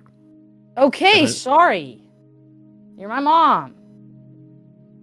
And you like me second place, and that's okay. Sorry, Mom. I'll be honest. I'm drunk. Good night. And then I walk away. As you head, kind of stumble towards the door, you just hear a gasp from behind. And looking over your shoulder, you just see your mum, her head in her hands. And you see your grandfather, Abuelito, just move over and just take her in his arms and, there, it's okay. It's okay. As the door closes behind you, and you head towards your room. Eli and Jackie, you head to the scrapyard, and where in the scrapyard are you hiding this black box? I need a moment. After that, Okay, back to our silly little thing. we're being so silly. We're being so silly. Yeah. So Jackie has a little hideaway in the scrapyard that she has had for a couple of years. Whenever her parents send her to the scrapyard, she takes a little longer because she goes there and she tries to find stuff that she can take back and build little tchotchkes and knickknacks from. So the only way to get to it, it's in the middle of a big stack of cars and junk and robots. You have to crawl through a couple of cars to get to it. Crawl into a car, crawl out the trunk, through another car, and then you're in this surrounded little area, and this is her little hideaway. So this is the place that she was thinking she could hide it. No one else knows it's here. No one else has ever come close to finding it, because I don't know if Eli will fit through some of these little openings. Gonna try. Yeah. Eli, make a force or a sneak check, whichever you think is more apt. We are going force. 2. Surprisingly, Eli is not just a force. He is not simply built for attack. He is, you see, as he sort of limbers up beforehand, surprisingly flexible, and is able to fit through a lot of the gaps, following you fairly closely, Jackie. And once we get out, she's going to turn around and put her hands on her hips and look up at him and be like, "You're not allowed to tell anyone about this place. Yes. Anyone. Without consulting me first. I was born at night, but I was not born last night, Eli. Listen, I know that you and your friends want to go drink somewhere, but you can't come here and use this as a little party place." Jack Attack, you are saving us right now. The last thing I would do is be on your bad side. I would be dino food without you. Dino food. True. Very true. You can hang out here though, but nobody else. Okay. Okay, well, after we deal with the cube, can I carve my name into that car over there? Because I think it'd be really cool, and then mark our friendship, right? You know what? You can even solder it into that car, make it more permanent. Yeah. You'll have to teach me how to do that, because I'm I may be big and strong, but my mom said, "Hey, don't touch fire." So you might have to help. As we're talking, I'm gonna grab the cube and I'm just gonna hold it in the air because I'm scared of all the robots around us. I'm trying to keep it as far away as possible. Okay. Don't remind Ed. I know we're in a scrapyard and we have a lot to do, but it reacts when things are close. So if I put it way up here, we should be okay. mean, you right? are tall. You're Okay. Yeah, but so are you gonna stay here with it forever? I was hoping you would figure that out. No. She's gonna point over to like half a car that is definitely like 30 years old. And she's gonna just point at it and be like, we could put it in the trunk here. I even have the key for this one. Okay, that works. Just let me know when it's open, and I'll be fast. All right. She's gonna rifle around in her tool bag to get the key for this trunk and pop it open. All right, here we go. Let's And- see it, football man. I run and like try to dunk it in there as fast as I can. Make She'll a slam make a make a force check for me. Okay. Can I help? Yeah, of course. Yeah. How are you helping? What are you gonna do? I'm cheering for Eli, and then if he succeeds, I'll be slamming the trunk down. But if he doesn't Okay. succeed, I slam it down before he even throws it. So make a lead check for me, Jackie. Okay. Great. Nothing. All right, let me see what my force is. Nothing. I already used my bless earlier. I don't have a bless. This. So in the middle of the scrapyard, you hear a run up and you hear cheering. And from outside the scrapyard, you just hear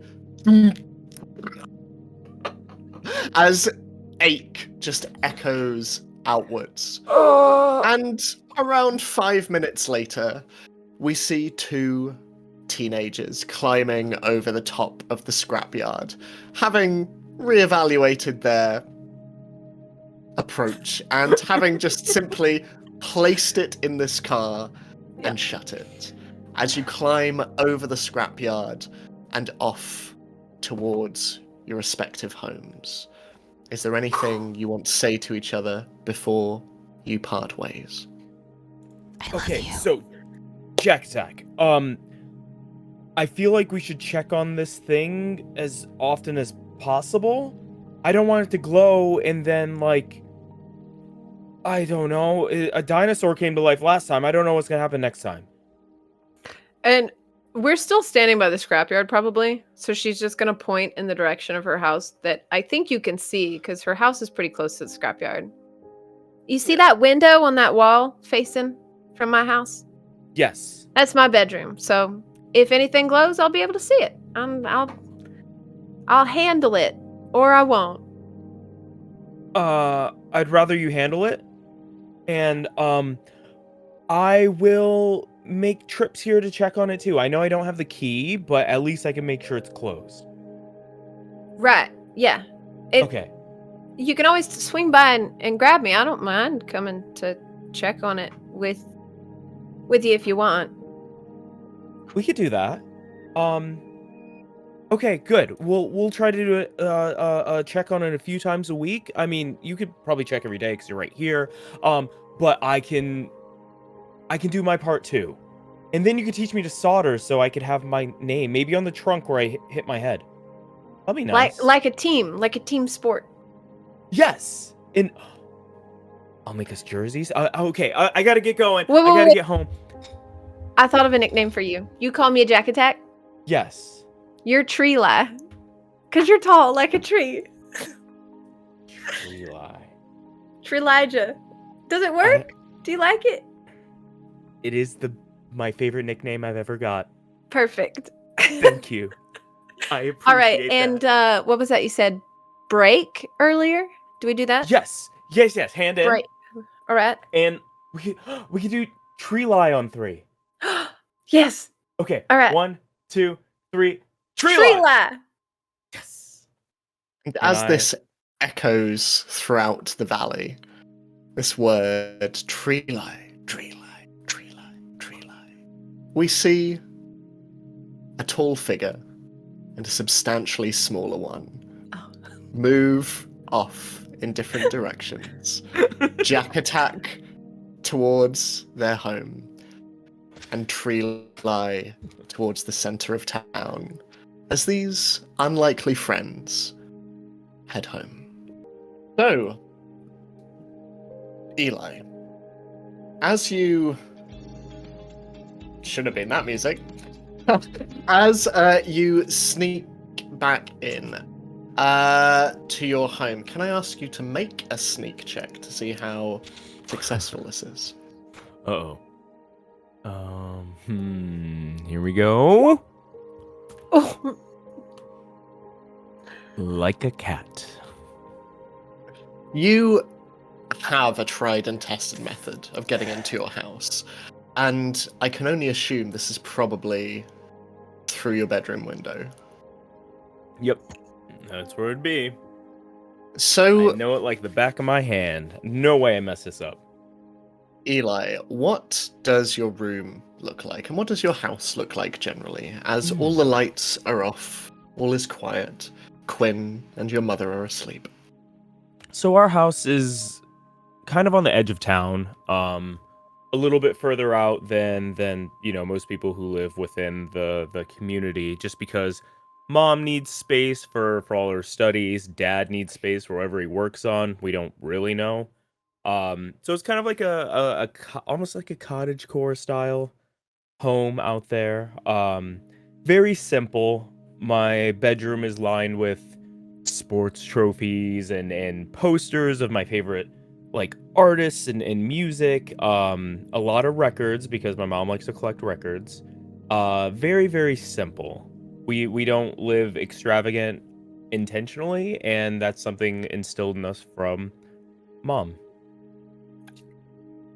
As you sneak in and you get ready for bed, you hear a very, very soft knock on your door. Come in. The door opens, and instead of the eyeline you were expecting, you find yourself looking down, even further than you usually would, as you see your little sister, Quinn, just stood. She's wearing pajamas and a little robe, and she just stands there and... So you're late? Hi, Quinn. Yeah, I know I said I'd be home earlier, but okay. So, first of all, not about me, about you. Are you okay? Did the power flicker at all here? Was there any dinosaurs, or I guess the one I saw was kind of like a dinosaur, like robots or anything like that? Does the toaster make a sound? I mean, the lights went out, and the dog got kind of scared, but no, like, Mom got back as soon as the blackout started, but, I can't really sleep. I was wondering if I could, sleep in here tonight? Oh, of course. I just want to make sure you're okay.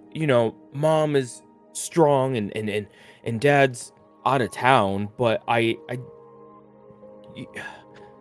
you're fine, right? I know we had like the weird interaction with those men who were asking you questions about. Yeah, I'm sorry. I'm sorry. I talked to them. I know I shouldn't talk to strangers. I know.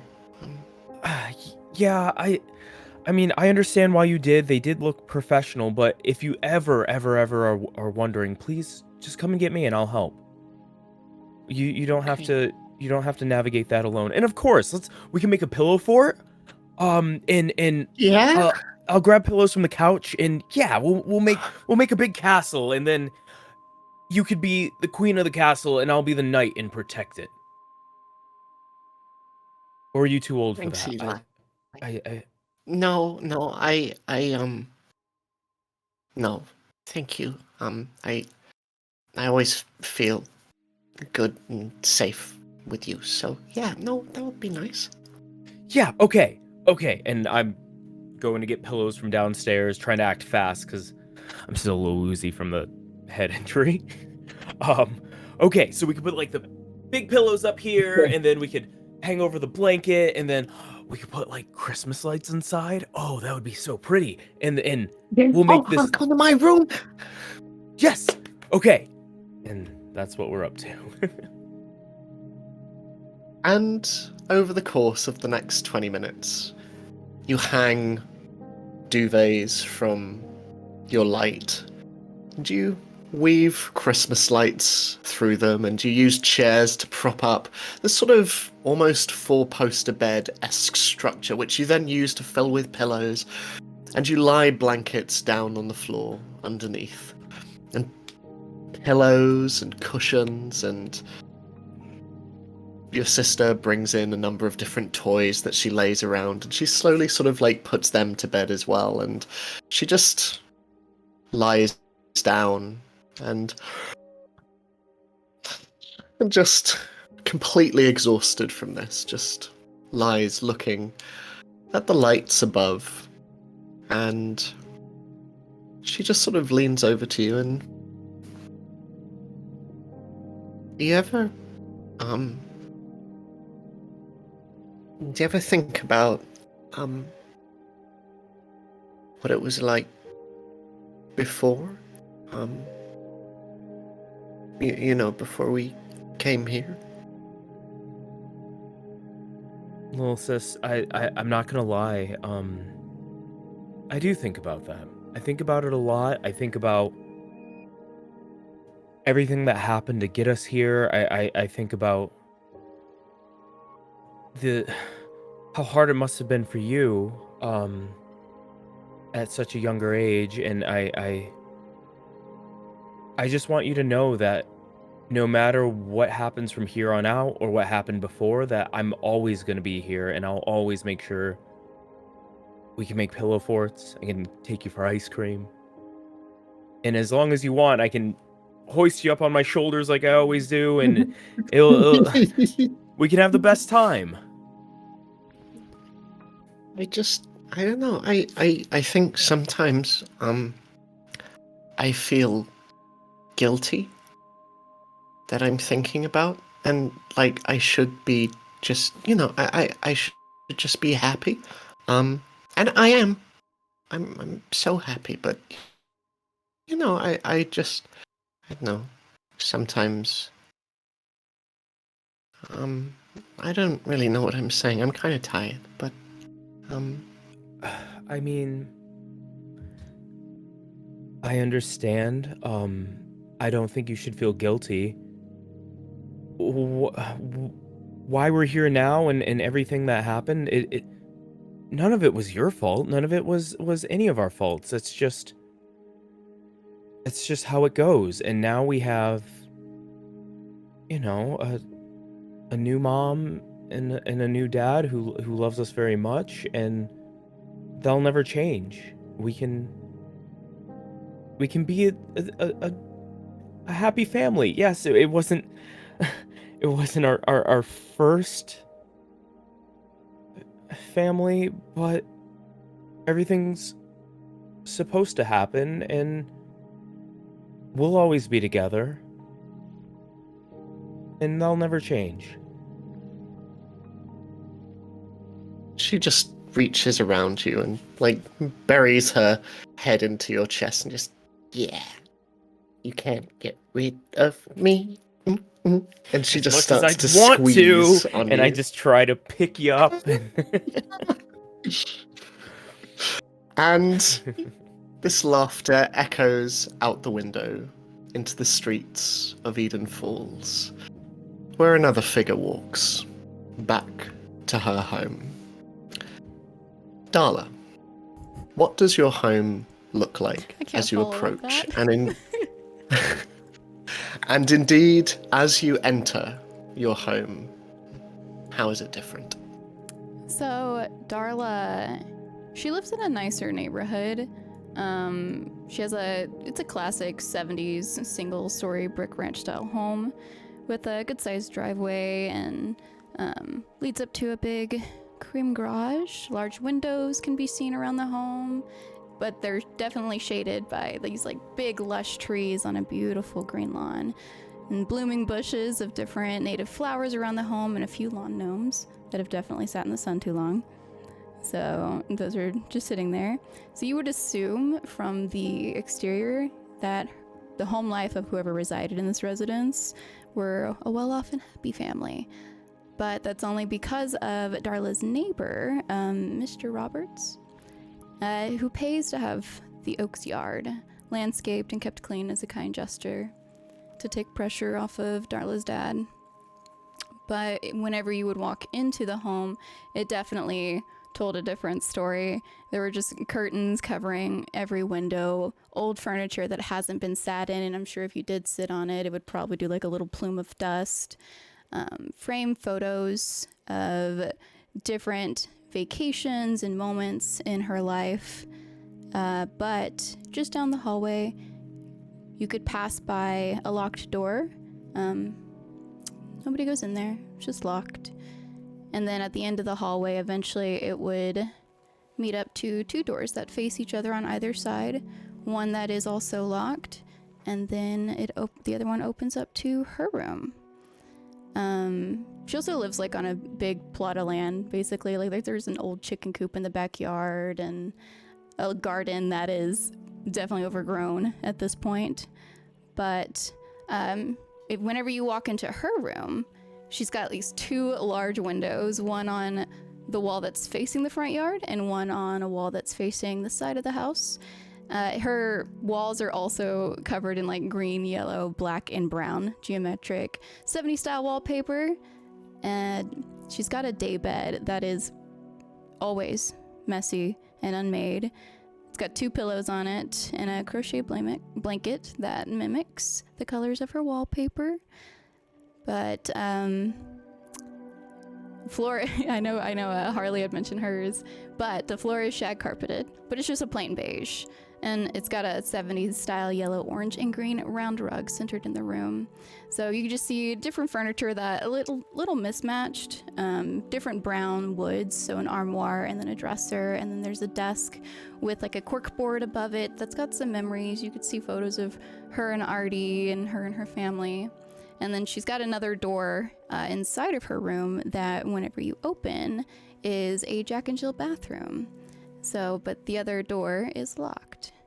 But yeah, so that's just toward her room. The rest of the house it's dark, it's dreary, it's messy.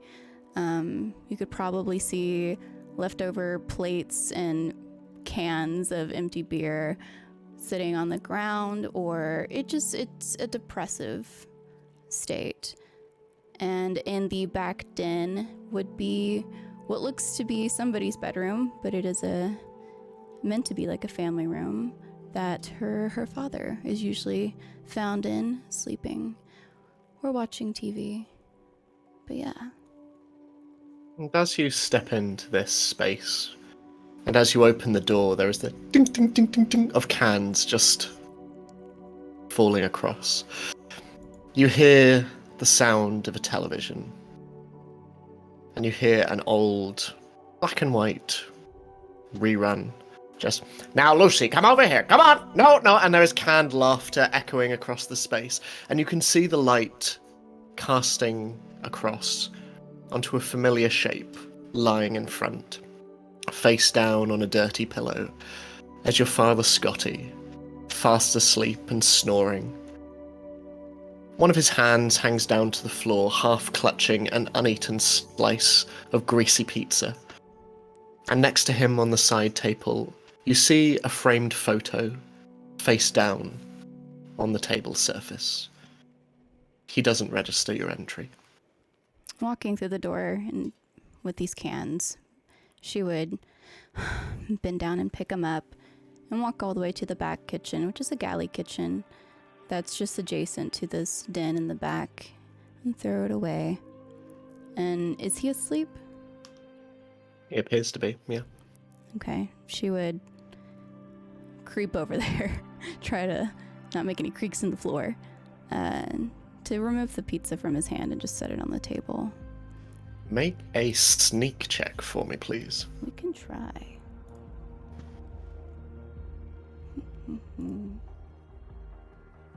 Oh, dang it, I'm still injured. Ugh. Oh, still, one success. You manage to creep over. It is a routine that you have gone through many times before. And you reach down, and you take the pizza from his hand, and you see him just readjust himself on the sofa and presses his heavily stubbled face into the pillow once more. Like a rock.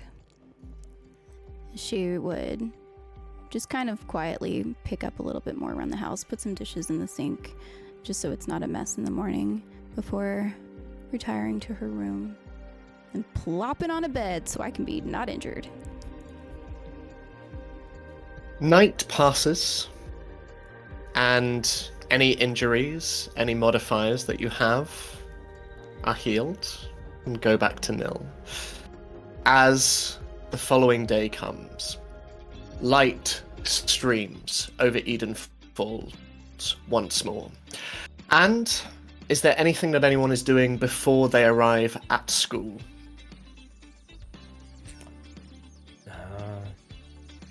Nothing from Eli. Okay. Darla would Jackie be late. will probably like check on the cube, but outside of that, going to school. Okay. And as you walk into the scrapyard, Jackie, Seymour, the owner, just looks over to you and, "Nice to see you again." Morning, Seymour. "Morning, Jackie." And over outside your shack, Jane, as you step out, you see that next to the door there is a small brown paper bag, and attached to it there is a note that simply says, "I love you. Always. Mom."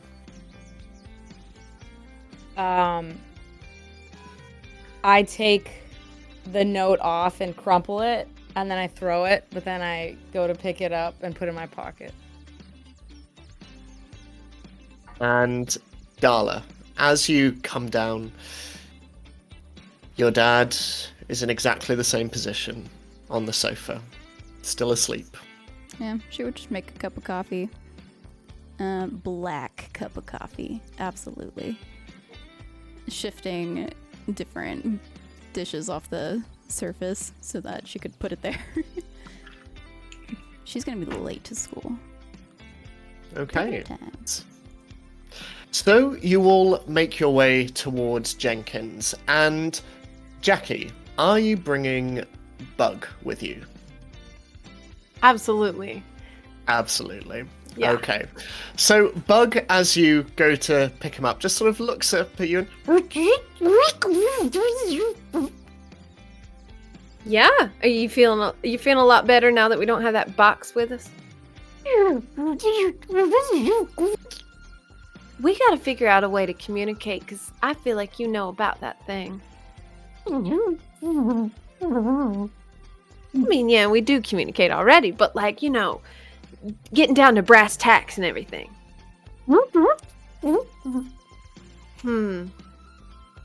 You don't understand my idioms either. You understand some of them, right?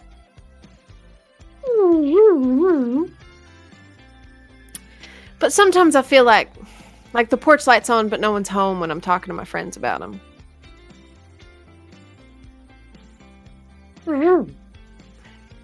Exactly. You know, I'm just gonna let a bug be a bug. And at that, he just hops up into your bag and just nestles down at the bottom. And you see there's a little bit of like a clinking sound at the bottom as the various sort of screws and loose tools that you have, he just sort of and just nettles down as you head on out. And as you do, your mum and your dad are down in their usual areas. Your mum is in the workshop and your dad is outside. And, "Hey, how you feeling after last night, sport?" I'm feeling all right. I'm definitely worried about Chloe, but you know. Well, hopefully Jane can give you an update today. Anyway, say hi to your friends from us. Are you and Mom gonna go get the scrap from our robot from that house? Are we liable? We're not liable. We've talked about that. We're gonna go, your mom just needs to finish this job for family down the road, and then we're gonna head on out together. Take the truck out. Right. Well, let me know if I can help at all, Pa.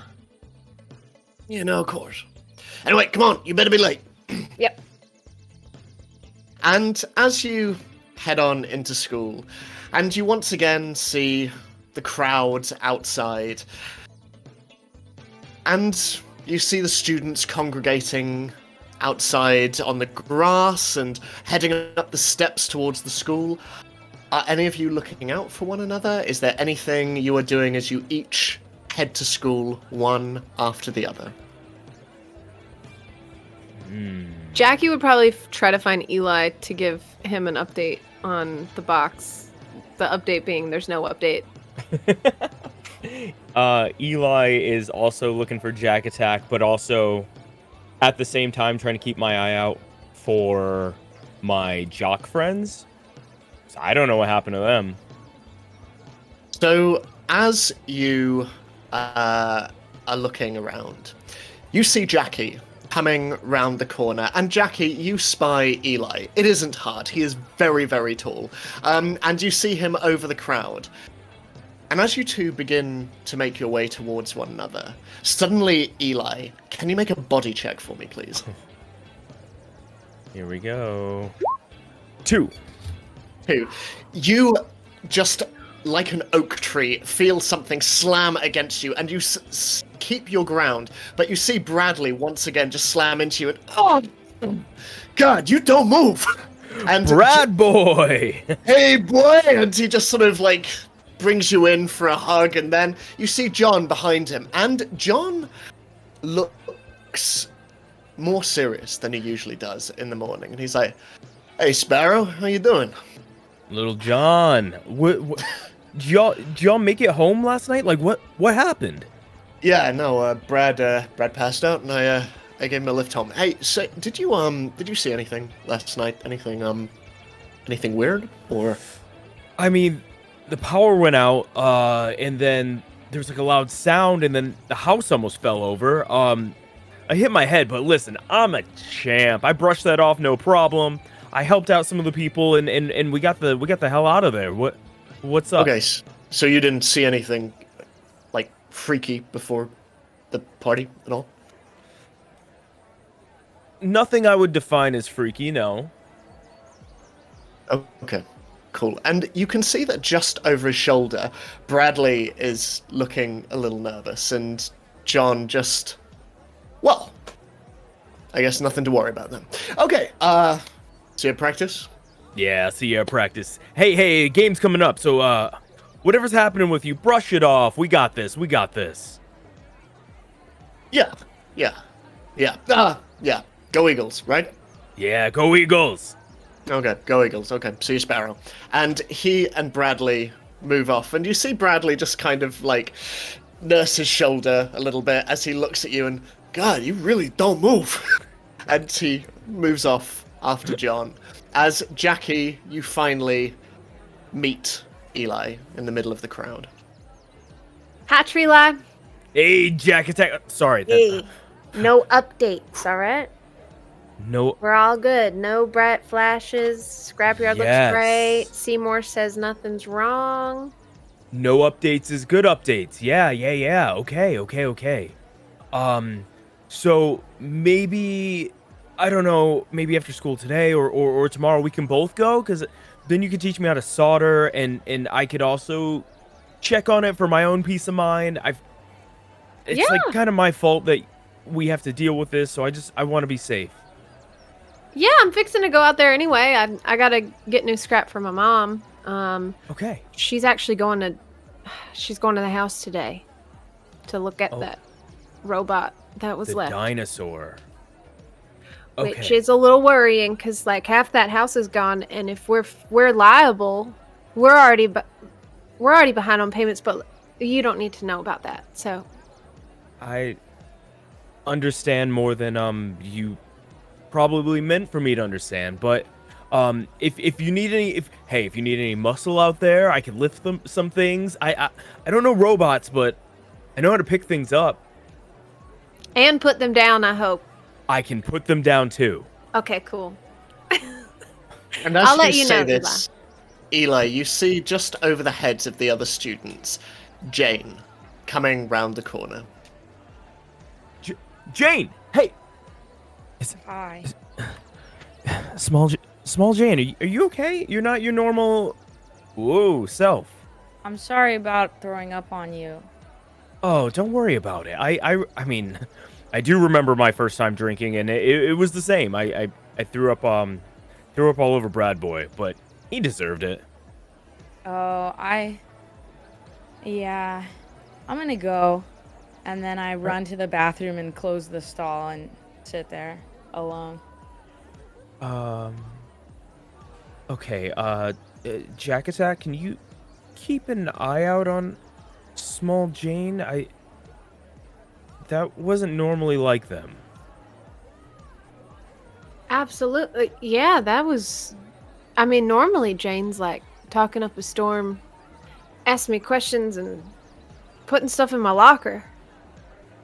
I feel like small Jane normally would kind of laugh at that they puked on me in that, like, you know, that weird endearing way. You know what I mean? That... Bless her Okay. heart. Well, keep an eye out for her. Who else do we? Artie and Weed Girl. No, I shouldn't say that at school. Darla?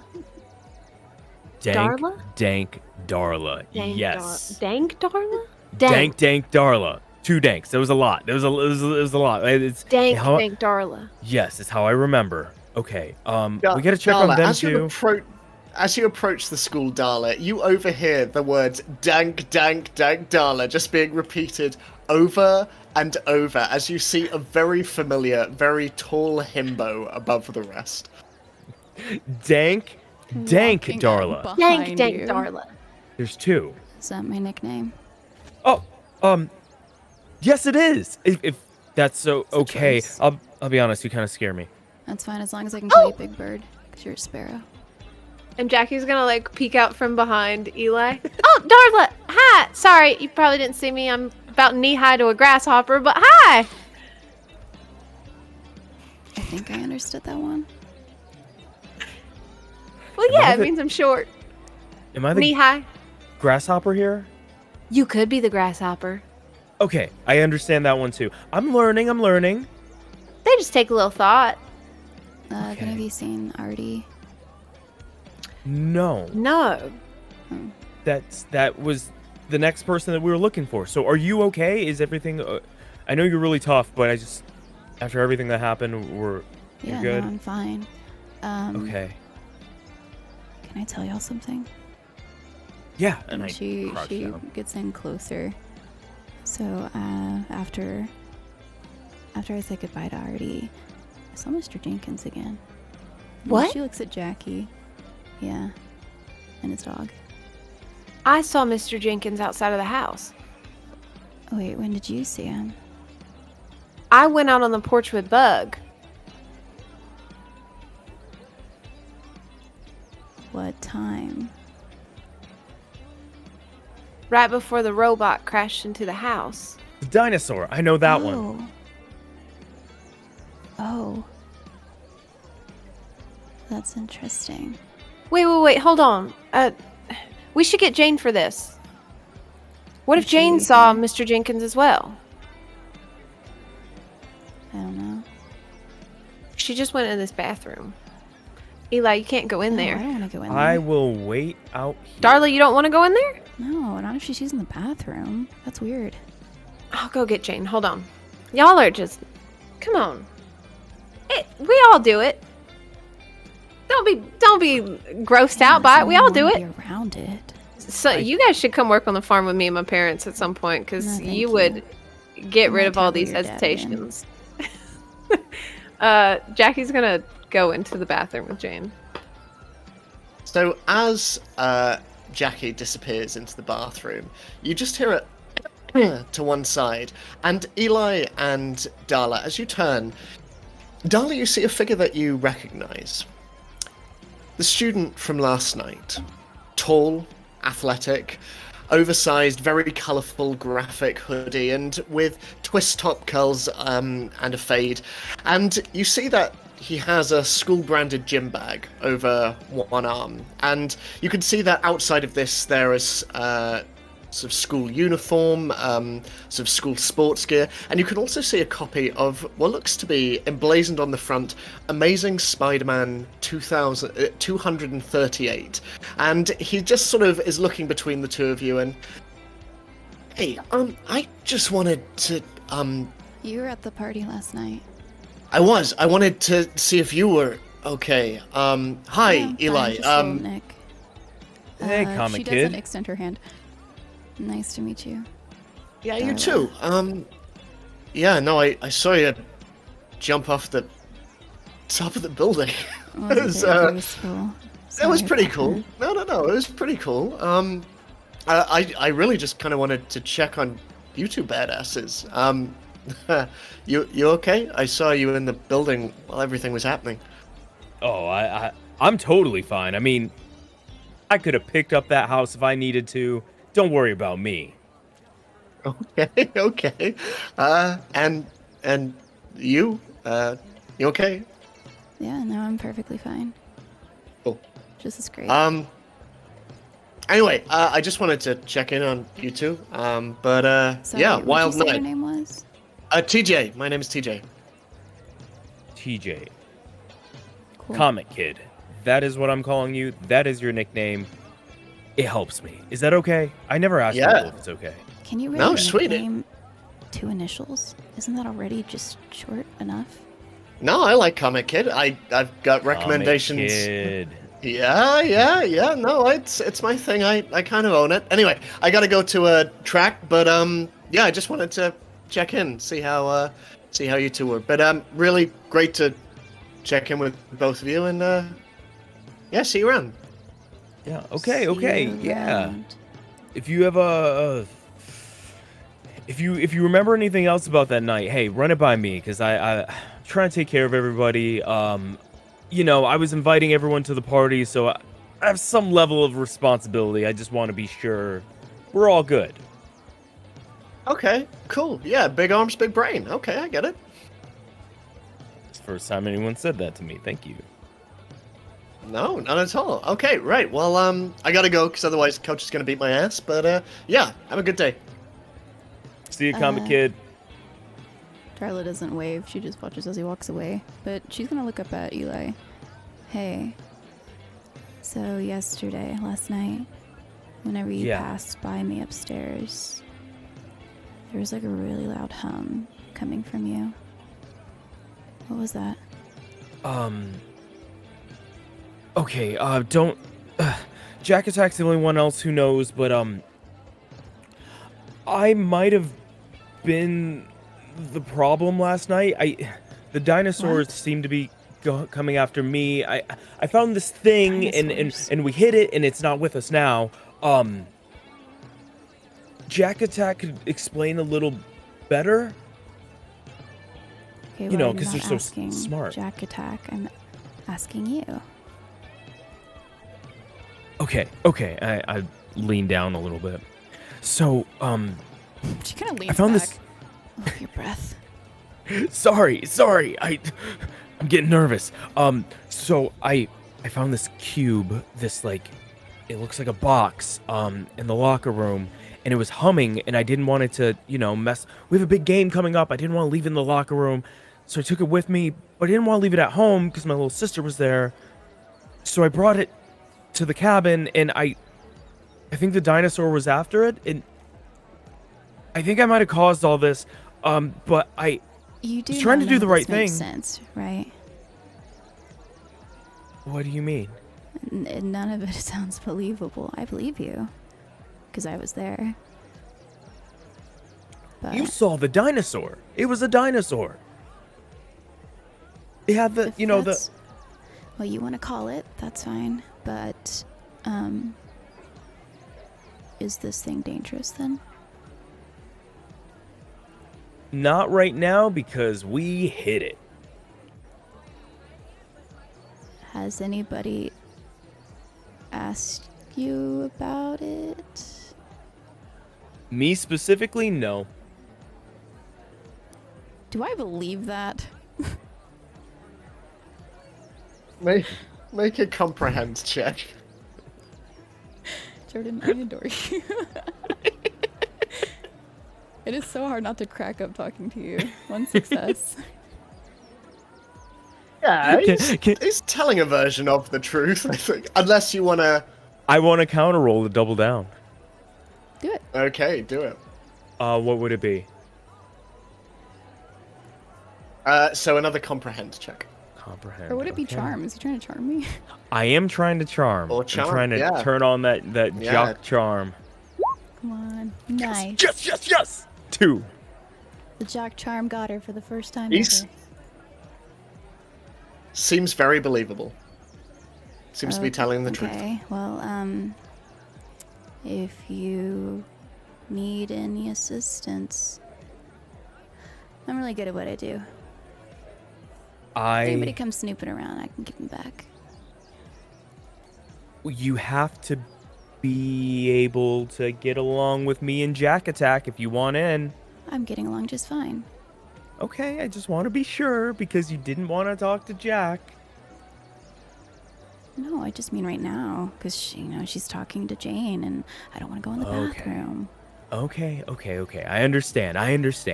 Yes, if you want to help, you gotta join us on our little secret mission. We're a team.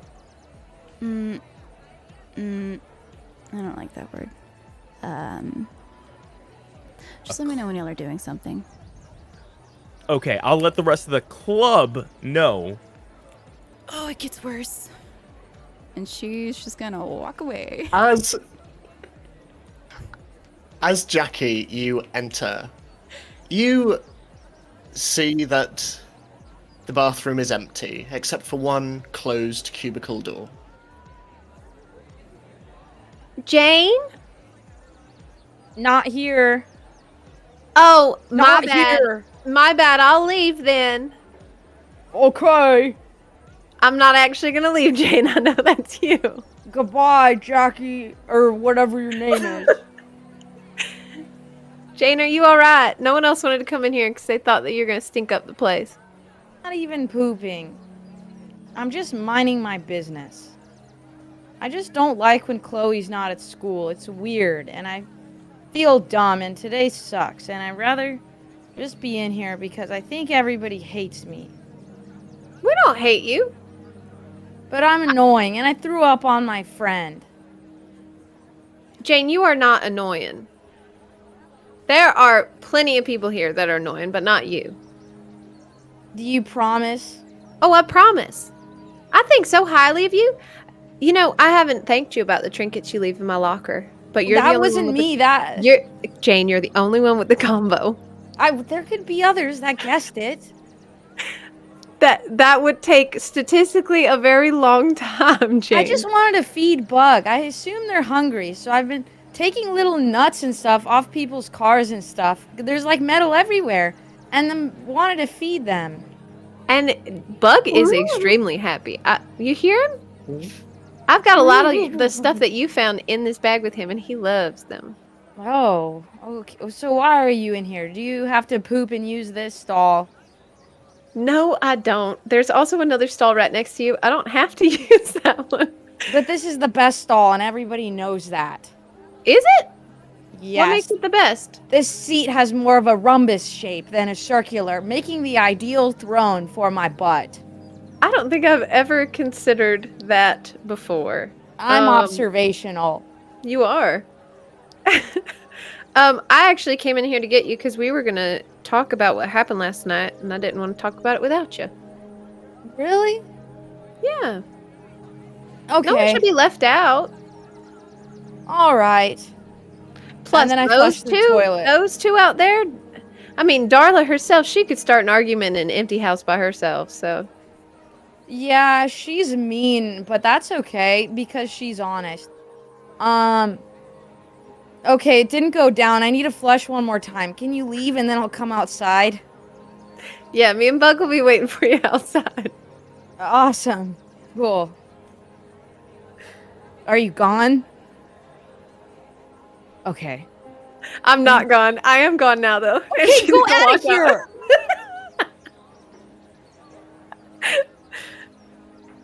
As you leave, Jackie, you bump into an individual who is coming into the bathroom. And you see, standing quite a bit taller than you, Lana Stewart. Still wearing large sunglasses to conceal the black eye that she has, and she's just like, oh, hi. Oh, hi. You're Lana, right? Yes, I am. I don't know your name. Well, I'm Jack. Thank you for asking. You know, it's funny. You were there last night with Darla, right? Well, yeah, Darla was part of the group, sure. Mm-hmm. Cool. And that party guru whatever that was with Chloe, Mm-hmm. Her she was associate. with you as well, I guess. Yeah, I was with her associate, yes. Right. Okay, so a hit, a weirdo, and a freak walk into a party, and suddenly it all goes to shit. Well, I mean, we could bring up a lot of other stuff that could be coincidences if you want to start doing that. That's a fun game we could play. You want to play games? Sure.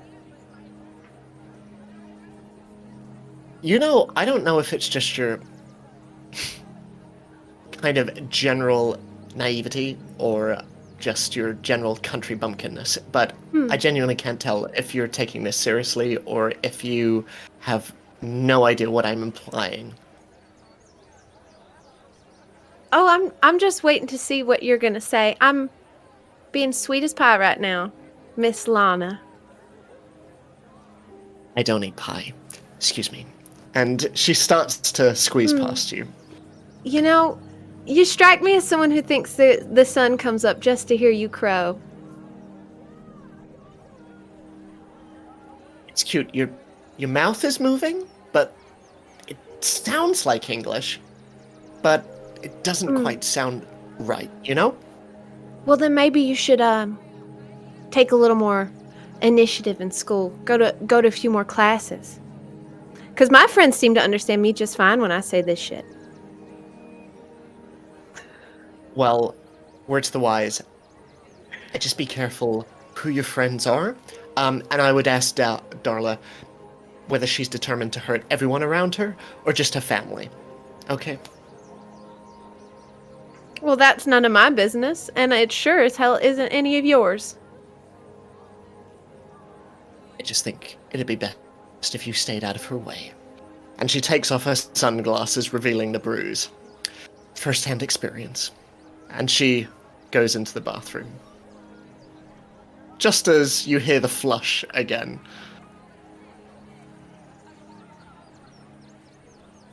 I swear, bless her heart, she's gonna need a lot of help. The school bell goes off, and immediately everyone starts to move off for their first sessions, which, for all of you, save for you, Eli, is PE, run by the military Coach Gleason, who is leaving you, Eli, and the rest of the Eagles to fend for themselves this practice. But Eli, as you practice out on the pitch, you can see your friends in their class, running around track, leaping over hurdles, kicking around balls, through the chain link fence that separates the pitch from the rest of the school. But as you practice, Eli, there are two individuals who are conspicuous in their absence. Neither John nor Bradley are there. But throughout this first session, is there anything at all that anyone is wanting to do? And for expediency's sake, is there anything anyone is wanting to do before lunchtime? Eli's focused on the game. Gotta continue practice. Gotta shake off the little bump on the head. Darla would have skipped a class. I don't know which one. Just one of them. She happened to see John or Bradley? Make an investigate check for me, please. And Jane and Jackie, are you skipping your first class of the day PE, or are you... No. I'm going. What did you get? So you keep an eye out for John and Bradley. You do not see them. But I will say, Jane and Jackie, as you are running around or hanging back, as the case may be, Jane, from where you are, down around near the track, and you can hear Coach just like shouting at everyone, "If any of you were on my team, you'd be toast! Go, go, go!" And you can just see students like, "Oh God," and just running. And Jane, as you stand there, you see up at the top of the bleachers one of the students, very tall for her age, and wearing heavy, loose dungarees over a yellow t-shirt. And you see wild red hair pouring over her shoulder, contrasting with a pale, freckled face. You see that piled next to her, there's a whole bunch of books. And from her vantage point, she appears to be looking between her books, where she scribbles down very furiously, and off towards the horizon, towards the east, in the direction of Eden Forest. Whether she is meant to be partaking in this class, it is difficult to tell. Whatever the case, she is not wearing her gym gear. But she sits up at the top of the bleachers, just writing and watching and observing.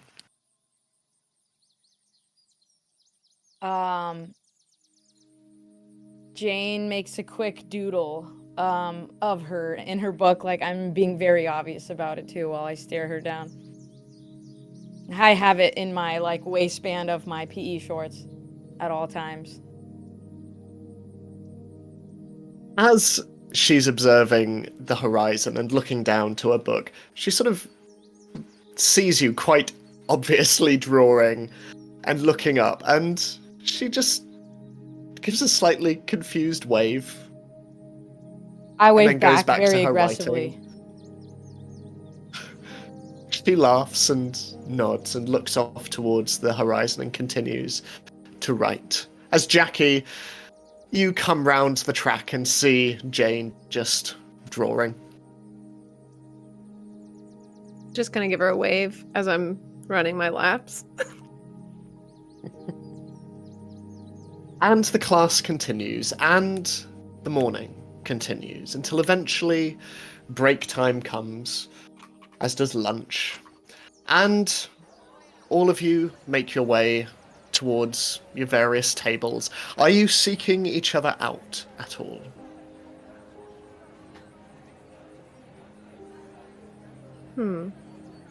I feel like I would definitely still sit with Artie, but Well, you know where I am then. Darla will be there. As you approach with your lunch, Jackie, Artie looks up and, "Oh, hey, Jackie, come, sit over here." Hi. How was your night, Artie? After you left. I mean, I slept like a rock, honestly. Darla walked me home, and yeah, Got him home yeah, safe. then I slept. Yeah, no, she did. How about you? God, how was the rest of your night? Good. I helped Eli get home after everyone left, and then I had a weird run-in with Lana. She apparently did not like me being at that party. Darla stops at whatever she is doing and just looks at you. When was this? Artie just like, Remember when I went to go get Jane out of the bathroom? She came in when I was leaving, and she suddenly had so many words for me. It was really funny. Huh. But Any words in particular? She implied that you gave her a black eye. Oh, I did. Is it still there? It is. She was showing it off for some reason. I mean, if Which she wants I'm not another sure if I award- would show off that I lost a fight, but I don't know. She deserved it though. yeah, I kind of said some words that my mom would call ugly. She would tell me I'm being ugly if I Did said you? them, but What'd you say? I kind of told her that if she was a rooster, that she'd think the sun comes up just to hear her crow. No, you She didn't understand it, but God, it felt good to say. That's so good. Dang. I didn't know you had that in you. Well, like You really are Jack Attack. I don't really care when people say anything about me, because like it's happened my whole life, but I don't like it when people say things about other people or like assume or talk about their business. So Did I she get a say little more? feisty. Did she say something more? To get you that She heated? she just had a lot of implications she was making, and I didn't really Mm, care to sounds like hear them. Lana. Yeah. Darla's looking around for her. As you do so, Jane, coming into the cafeteria, you just feel a hand on your shoulder, and turning around, you see your English teacher, Miss Jackson Reynolds. And you see that tucked into her waistband. You can see just protruding out the copy of The Great Gatsby she was reading from the previous day. And she just looks down at you. Hi, Jane. How are you? I was wondering if I could just have a word with you. Yeah, am I in trouble? No, God, no. We'll come sit out here. And she just sits in a chair that's outside one of the nearby classrooms and pats on the one next to her. Okay, and then I sit down. I just wanted to check in on you. Why? Do I seem weird? No.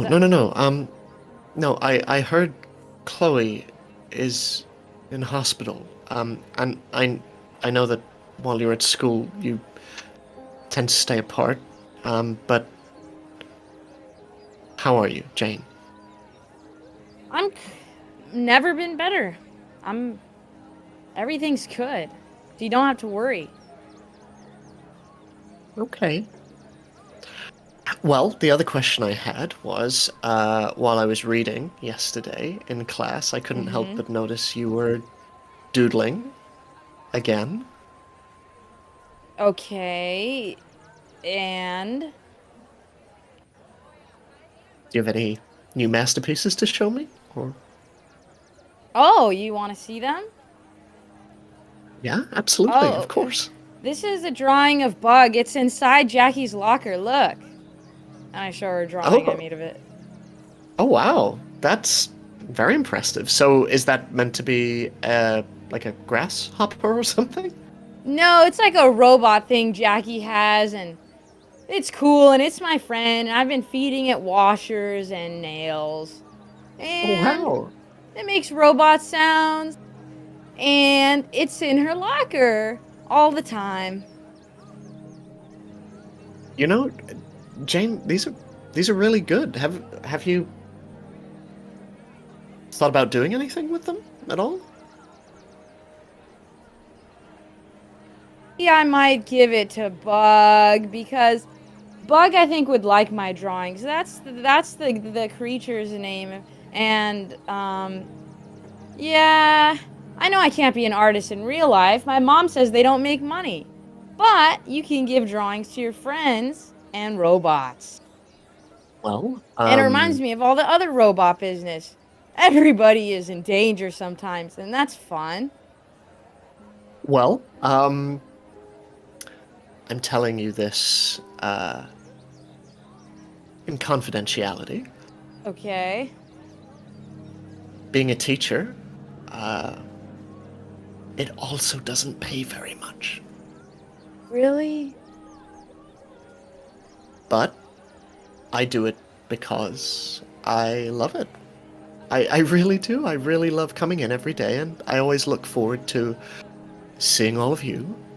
And I look forward to sharing my passion with all of you. And it really excites me to see the way that, some students don't, and that's okay, and some students do, and I really love the way that you respond in class with this such a visual, it's amazing.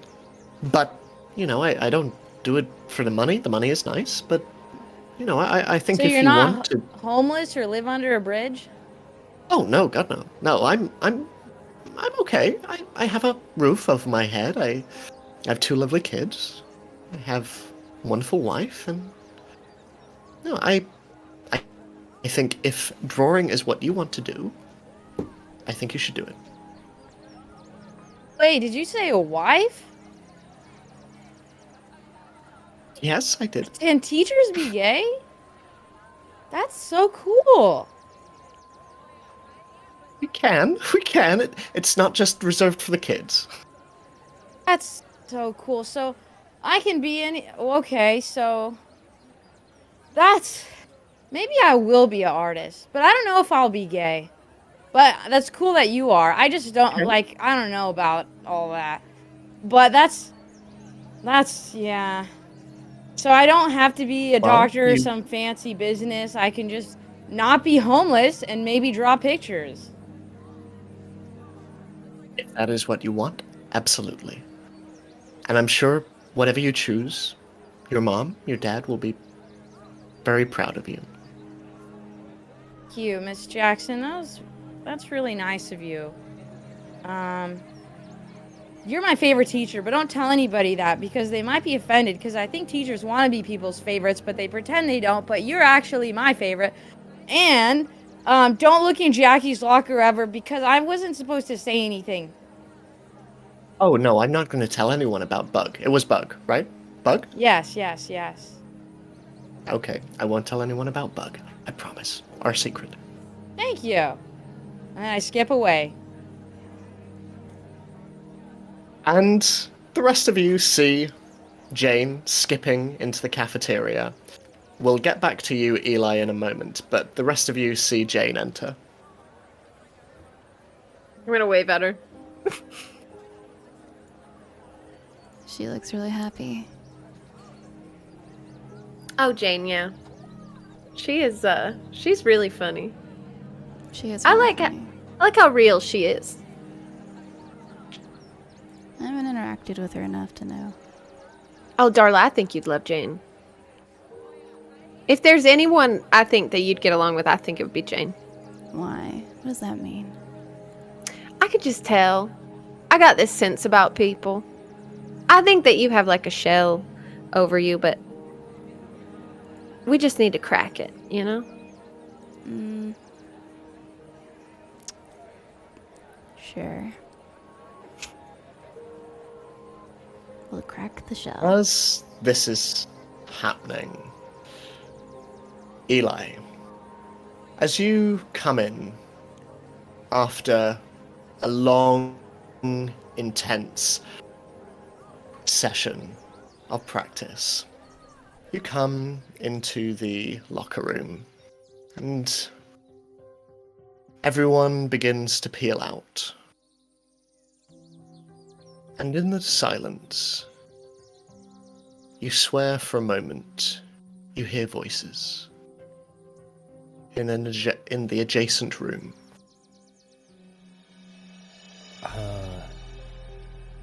I'm gonna eavesdrop. This is where I found the cube. I need to know, just in case, what's going on around here. I will say make an investigate check for me. Do I have any blessings? Dang it. Okay, we got this. 2! Oh. Okay, so I will say with a 2, you hear as you hear something slam against metal. And as you peek your head around the corner, you see Bradley held up against one of the lockers. And you can see that holding him by the cuff is your captain, John Logan. And he is whispering frantically. You don't think I don't know that? Of course it's connected to the box. Robots don't just attack. people. What do you mean it's not here anymore? Exactly what I told you. It was in the gym bag, and then it wasn't. So where did you last see it? It was here, dude. It was in the changing rooms. We hid it in my locker just like you told us to. It must have fallen out. Fallen out. John. Bro, I'm sorry. No. You don't understand. If my dad finds out I'm the one who lost it, you don't know what it'll do. You don't know what it'll do to me. And I don't know what it'll do to you. Dude, what do you mean? How's your dad's business doing, big guy? Still struggling to make rent? My dad owns this town. You understand what I'm saying? Yeah, Jesus, dude. We need to find it. You understand? We need to find it. And he just pushes him back against the locker. Good. I'm glad we had this chat. Okay, see you, Brad. And John just begins to leave. What are you doing? He is going to be walking into the same room as you in just a moment. I'm gonna try to hide in a locker. I'm too big to sneak out. Make a sneak roll for me, ironically. Any blessers in chat? Oh! +4? Way. Whoa. Oh my That's god. my Jock. John walks in, and he turns in your direction, Eli. And he walks straight towards you. And looks at the mirror that is hanging on the front of the locker that you are currently hid inside, as you see his features through the slats in the door. And he just looks. And he leaves. And you see Brad come out, and just standing there, seemingly alone in the changing rooms, just.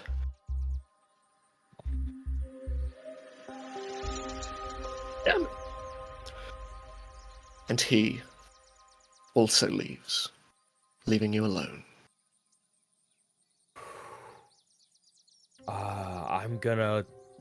I folded myself into this locker, so I'm just gonna sit here for a second and process what just happened. And try to make a mental note. And before I leave the locker room, I want to go into that adjacent area and just see if there's anything at all that I can find or I can show my friends. Anything that gives any suggestion of what's going on. Okay, make an investigate check for me. And bring John to me. I might have used all of my luck in the last 2 rolls. Yep, I did. That's fine. You see nothing. However, you do hear something, as do the rest of you. Over the tannoy system, you hear Miss Critwiley's voice, the assistant to Principal Hughes. Can I have Jackie Elliot to the principal's office, please? Jackie Elliot to the principal's office. Thank you. Is this about your robot? I'm thinking that Lana might have said something about I'm me. gonna go with you. Just in case. All right. I'm heading to the principal's office. I'm gonna make my way over there and just wait outside because I know that my new friends are gonna be there eventually. Darla would have waved at Jane and Artie to come with. Jackie Elliot and co to the principal's office. We're just outside looking. I had to bring my suspicious. posse. Bodyguard, don't you worry. I mean, what's good for the goose is Artie good for the gander, you know? stands. So, Artie stands and follows, and Jane, I'm assuming you do the same? Mm-hmm. So, en masse, you move through the crowd in the cafeteria, all of them looking at you, Jackie, as you move past. And Eli, Darla's you were the looking at first all of person to them get to as the we print. pass. Good, because Jackie's doesn't care. So as you approach the principal's office, Eli, you were the first one to get there. And you see outside the principal's office, Principal Hughes standing there, hands on his hips. And he is joined by members of the sheriff's department who are waiting with him. And you see a stocky individual with black curly hair tied back into a taut bun under a wide-brimmed hat, and her dark features are strong, though not unkind, especially as her eyes turn in the direction of the student currently approaching. As Jackie, you come round the corner, your friends either side of you, and Darla, the individual that you see between the various police, is not one you are unfamiliar with. As you see sewn into the sleeve of her brown puffer jacket, there is a sheriff's badge. As Sheriff Mitchell stands in front of you. And Principal Hughes just steps forward to you, Jackie. Jackie, sorry to pull you out of lunch. The sheriff wanted to have a word. Sheriff. And Sheriff Mitchell gives you a look, Darla, Yo, before Mitch, turning good to back see towards ya. you. She gives a curt smile, but she is not here to spar. As she kneels down in front of you, Jackie. Jackie, my name is Sheriff Mitchell. Don't worry, you're not in trouble, but I do have some news for you, and I wanted to tell you before you heard it from anyone else. Well, if I'm not in trouble, then what would the news be?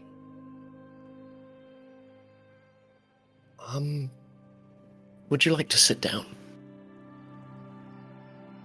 What? I'm sorry, I'm just a little confused. Like,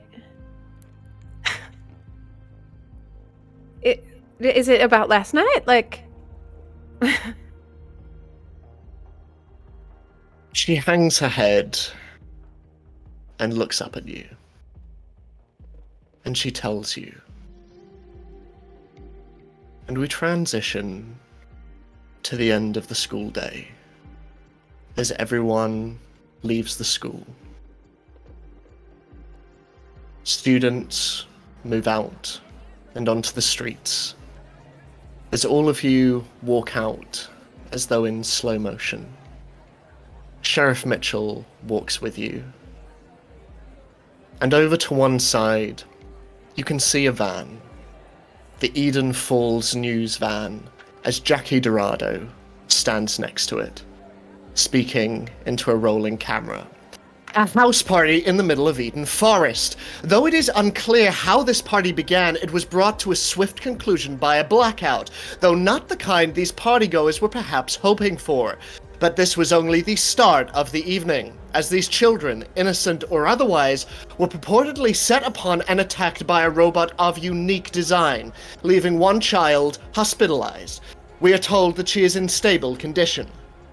While it is yet unclear who is responsible for the incident, the robot is reported to have belonged to one Diane Elliot, and while she was sighted at a neighbor's property during the blackout, her husband Eric Elliot was spotted near the attack, and has been detained by Eden Falls Police Department for questioning. While answers are still forthcoming about this unprovoked attack, Eden Falls can breathe safe in the knowledge that their children are safe. Jackie Dorado, EFN News. And as people move around, staring in your direction, Jackie, Sheriff Mitchell turns to you. Look, I want you to know this is all procedure. We just need to ask questions, that's all. But we're going to be combing the forests, looking for evidence to corroborate whatever he tells us. If there's anything you can tell us in the meantime you feel might help his case, anything you remember, just let us know. He'll be able to come home, right?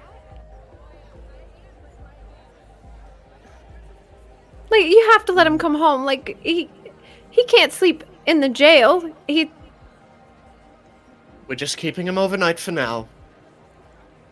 We will keep you updated. And you look over to where Sheriff Mitchell now turns her head, and you see that waiting by the sidewalk is a truck, and your mum stood next to it, her arms crossed, looking worried, scared, and upset.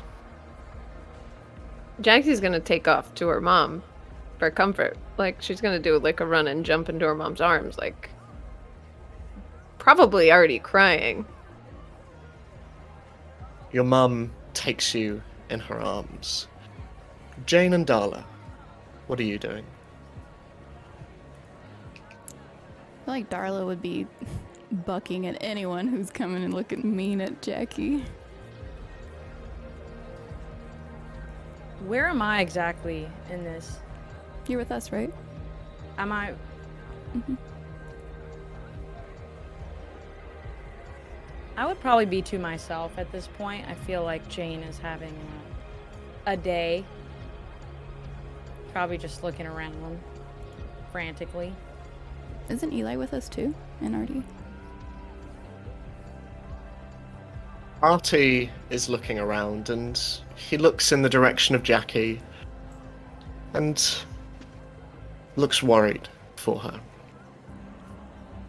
And Eli, as your vision follows Jackie towards her mum and the street next to the school, you see Jackie Dorado, her cameraman and boom mic operator, getting back into the van and beginning to back off down the road up to the school and back onto the street.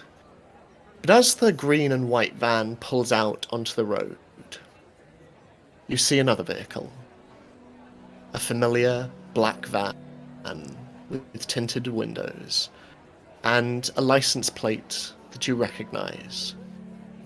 And as students begin to pour out of the school, beginning to cross the road, you hear its electric engine start up and slowly begin to drift off towards the center of town. And as, Jackie, you stand there, unaware of this vehicle moving off behind you and your mum just holds you and rocks you. It's gonna be okay, sweetie. It's gonna be okay.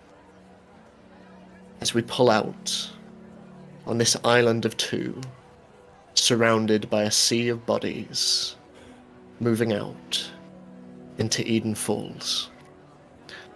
And that is where we're going to end this week's session. Thanks for not killing them, because that's what we all thought. They're like, you should have a seat. I was like, oh no. The head hang was the one for me. When Yeah. you said the head drop, I'm like, Ed, you did not just do that.